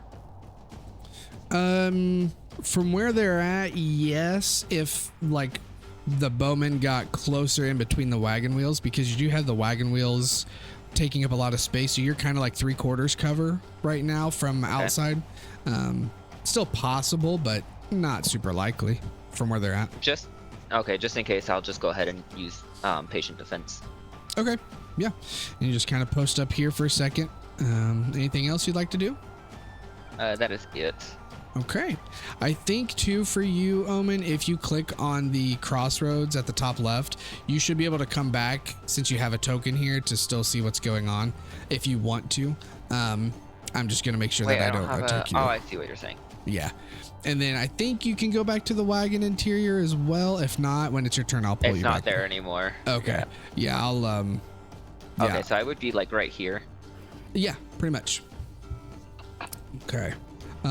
So then that will bring us to guards or whatever we want to call these guys. If you've seen, sorry, give me a second, which is the one that is dominated.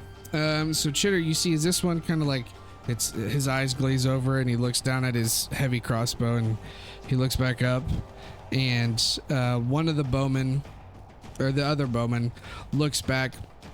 He goes, Tone, what are you doing? It's me. It's Gas. What are you doing? And he like slowly looking down as if the crossbow is like a monster almost. He's like looking at it as he's turning and aiming it towards the bowman by Valana, and he cranks a bolt in there. The other leader guy, we'll just call him a leader. It's like, what are you hey, what's going on? Gas, he's gone into the wagon. Go find him.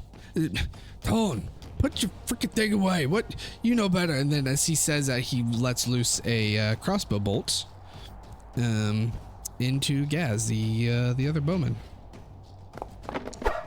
Almost as if he doesn't know what he's doing. He's like, and shoots, which that's not gonna do anything, so that will hit. Damage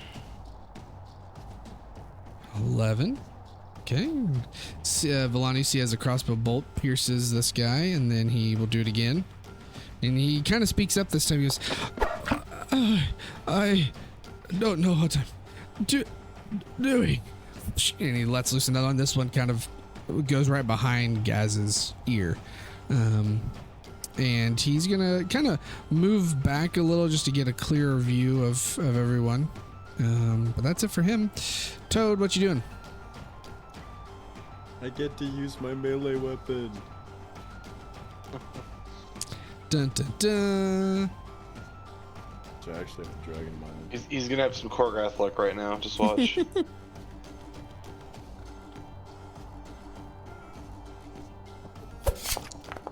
Also, I think this is like one of my first times using a Chepaku map. They're freaking gorgeous. Oh yeah. Yeah, I use them a fuckload because they're just they have so many with all the variations too. It's like if you need winter maps, they got maps galore. Yeah, how do you kill him, Toad? I'm just gonna slice his head off. Shit, you all see Toad pull out this freaking great sword. You're like, what the? And before you can even finish your own sentence internally, he just slices the head. I'm just gonna walk. do do do do do do do.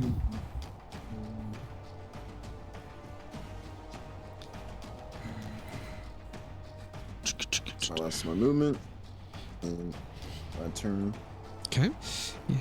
Valana, that is you.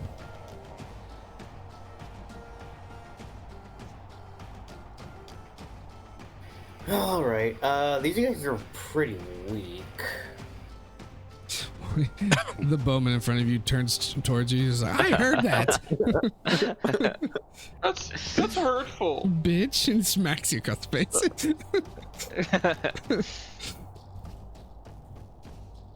Okay, you know what? Just for that attempt, or if he does, he wouldn't be able to connect, but yeah. He does call you bitch, though. Give me a save. Ooh. Just gonna obliterate this poor soul. I mean, this horrible ist. Ooh, I like those dice. I wonder if he's gonna do well. Don't worry, Nope. he won't. A 2. Yeah, what does this look like, Valana? Oh, it actually made his token go away. That's cool. You really should have thought before attacking us. And she's just gonna tap a finger to his forehead. And he's just going to. He's essentially gonna pull or sand away like people hit by Thanos. Nice. You all see this horrific sight. He just disappears. Not horrific to Omen. Yeah, Omen probably is loving this. He wouldn't see it. Oh, that's true. Anything else for you, Valana?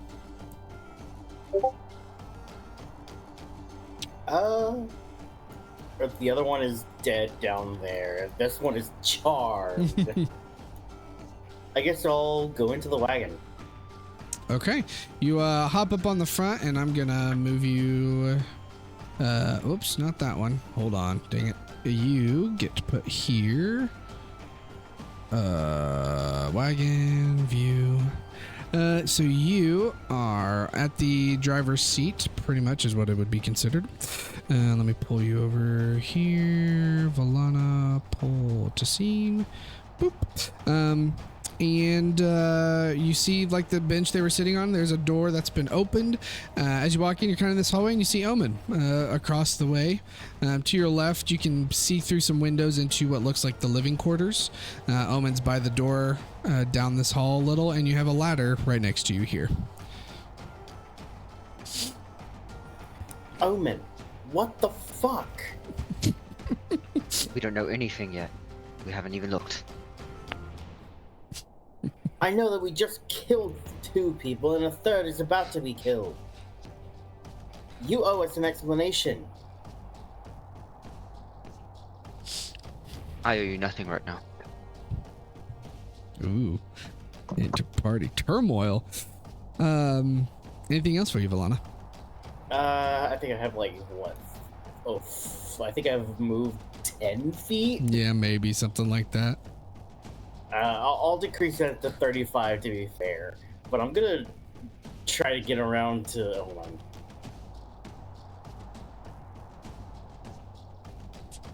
I don't know how much movement I would need to get over there. Like, we'll say 15 to get to where Omen is to get through the door. And so you'd probably have another 20... 10 left? 15? Can't remember how much you have, but... So you go inside the living quarters and you're kind of where their double-decker hammocks are hanging. On the contrary, you just dragged us into a fight. Last I saw, you threw a knife of ice at the individual. After you punched the man, what else was going to happen? Just kind of got you there. Anyway. Let's see. Anything else for you, Valana? Nah. Okay. I think we'll stay here. Gotcha. That will bring us to Ethereon. What would you like to do? Like I don't really need to attack this guy. I can make him stand down on his turn. Yeah. I haven't dominated for 1 hour, so. And so, like, so I don't really understand what's happening. I mean, I know Omen just kind of punched this dude and was like, "Fuck you," and then went inside. We don't know who they are, I guess. Correct. Yeah. It seems like maybe Omen has something, like knows something or suspects something. He did shout that he believes that these people are harboring slaves. Okay, I'll meander up over to this guy and say, "Hey, are you harboring slaves?" Hey, you. I haven't told him shit, so technically he can. I mean, he's not compelled to say anything. I don't think. Yeah, he looks at you and you can tell he's struggling to. Oh, geez, I just moved the horse. You can tell he's struggling to like want to aim the crossbow at you, but he can't. And he closes his mouth. Even tighter. Does not say anything. Look, buddy, we could just kill you. Like, we don't have to, though. I don't know what's going on. He looks around and he looks very nervous. But he's you can give me an intimidation check if you'd like. I'd say with advantage. I don't know that I've ever used my intimidation that I'm proficient with. We'll finish this round of combat and we'll call it too, by the way. 27. He looks around and you can tell he's not struggling to try to lift the crossbow anymore. But you can but share with your dominate monster. You didn't say not to answer, right? So he technically can answer. Yeah, he can answer. Yeah. I just didn't order him. I just didn't order him to answer. Yeah. So he's not compelled to do so. Okay. He looks very nervous and he speaks up and he goes,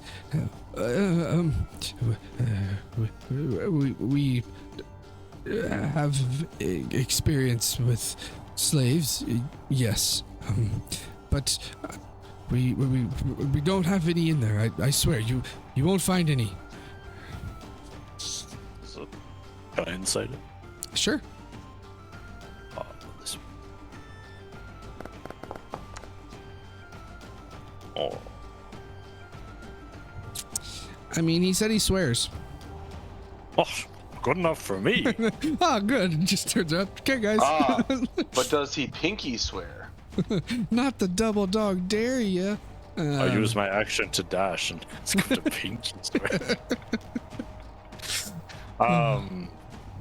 Oh yeah, also I'm boogity boo right now. Yeah, you are kind of a very intimidating space. You pinky swear. Your pinky's like falling off. My first thought was the Batman fucking Christian Bale. Where is he? Where is he? Right on the cages. Do you have a DM please fix thing or something? I think it's just under the bug report. I forgot that's what my DM. I forgot that's what my bug reports. It's literally called DM please fix. Yeah. Oh, bug suggestions. Okay. Well, stay here a moment. We'll and I'll just be watching them. Okay. I won't do anything. Chitter.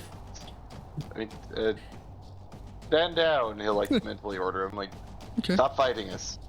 You see him kind of take a breath as it seems like he feels like he can like loosen his grip on his crossbow and put it down. He's still very scared, but like he's not actively fighting his instincts as much. Okay. Anything else for you? Do we just bad cop, good cop this guy? Functionally. You can certainly try. Yeah, dominate I'm for an the- hour, that as well. Yeah, well, I mean, you're the bad cop that you're mean to him. I'm the good cop and that I make his mind do what I want, so he doesn't have to think about it, you know? I'm a good cop in that I mind control. Oh yeah. We're not going to question the ethics of mind control right now. Yeah. It's not important. These are ists, remember? These are the worst of the worst.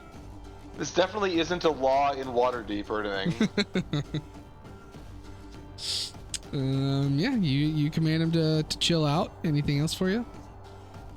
I mean, do we hear any combat from inside the cart? No, it seems like Valana and Omen went in, and it's, been pretty You quiet. just hear us bickering. You don't see any movement in either of the wagon, unless like not struggles or anything like that. All right, I'm gonna go on top of the wagon and use my Mudslug Tower. No, Just crush it under the weight of the Mudslug Tower. I mean, look around at, I guess, Toad and Ethereum. I mean, I guess we can question this guy. Yeah, sounds good. But should we figure out what's going on with those two? He like points towards the cart. Yeah, what's up with them? What's up with them? I know I kind of I know I kind of just slaughtered a guy, but what's up with them? Yeah, like kind of like maybe we should question this guy, and you just see like Toad like turns and the light, his like big eye lights red. He's like, "Arr!" Like, okay, Toad, chill out. He's holding the head of the guy that he just slaughtered. But You know, in Bioshock, how their like lights go from like yeah, when yellow, the big and daddies. Yeah. walk around, you piss them off, and they turn Yeah. red. That's epic. Yep. Nice. That's his final form. That's the Von and Dodd form. He turns into a big daddy. Big Daddy.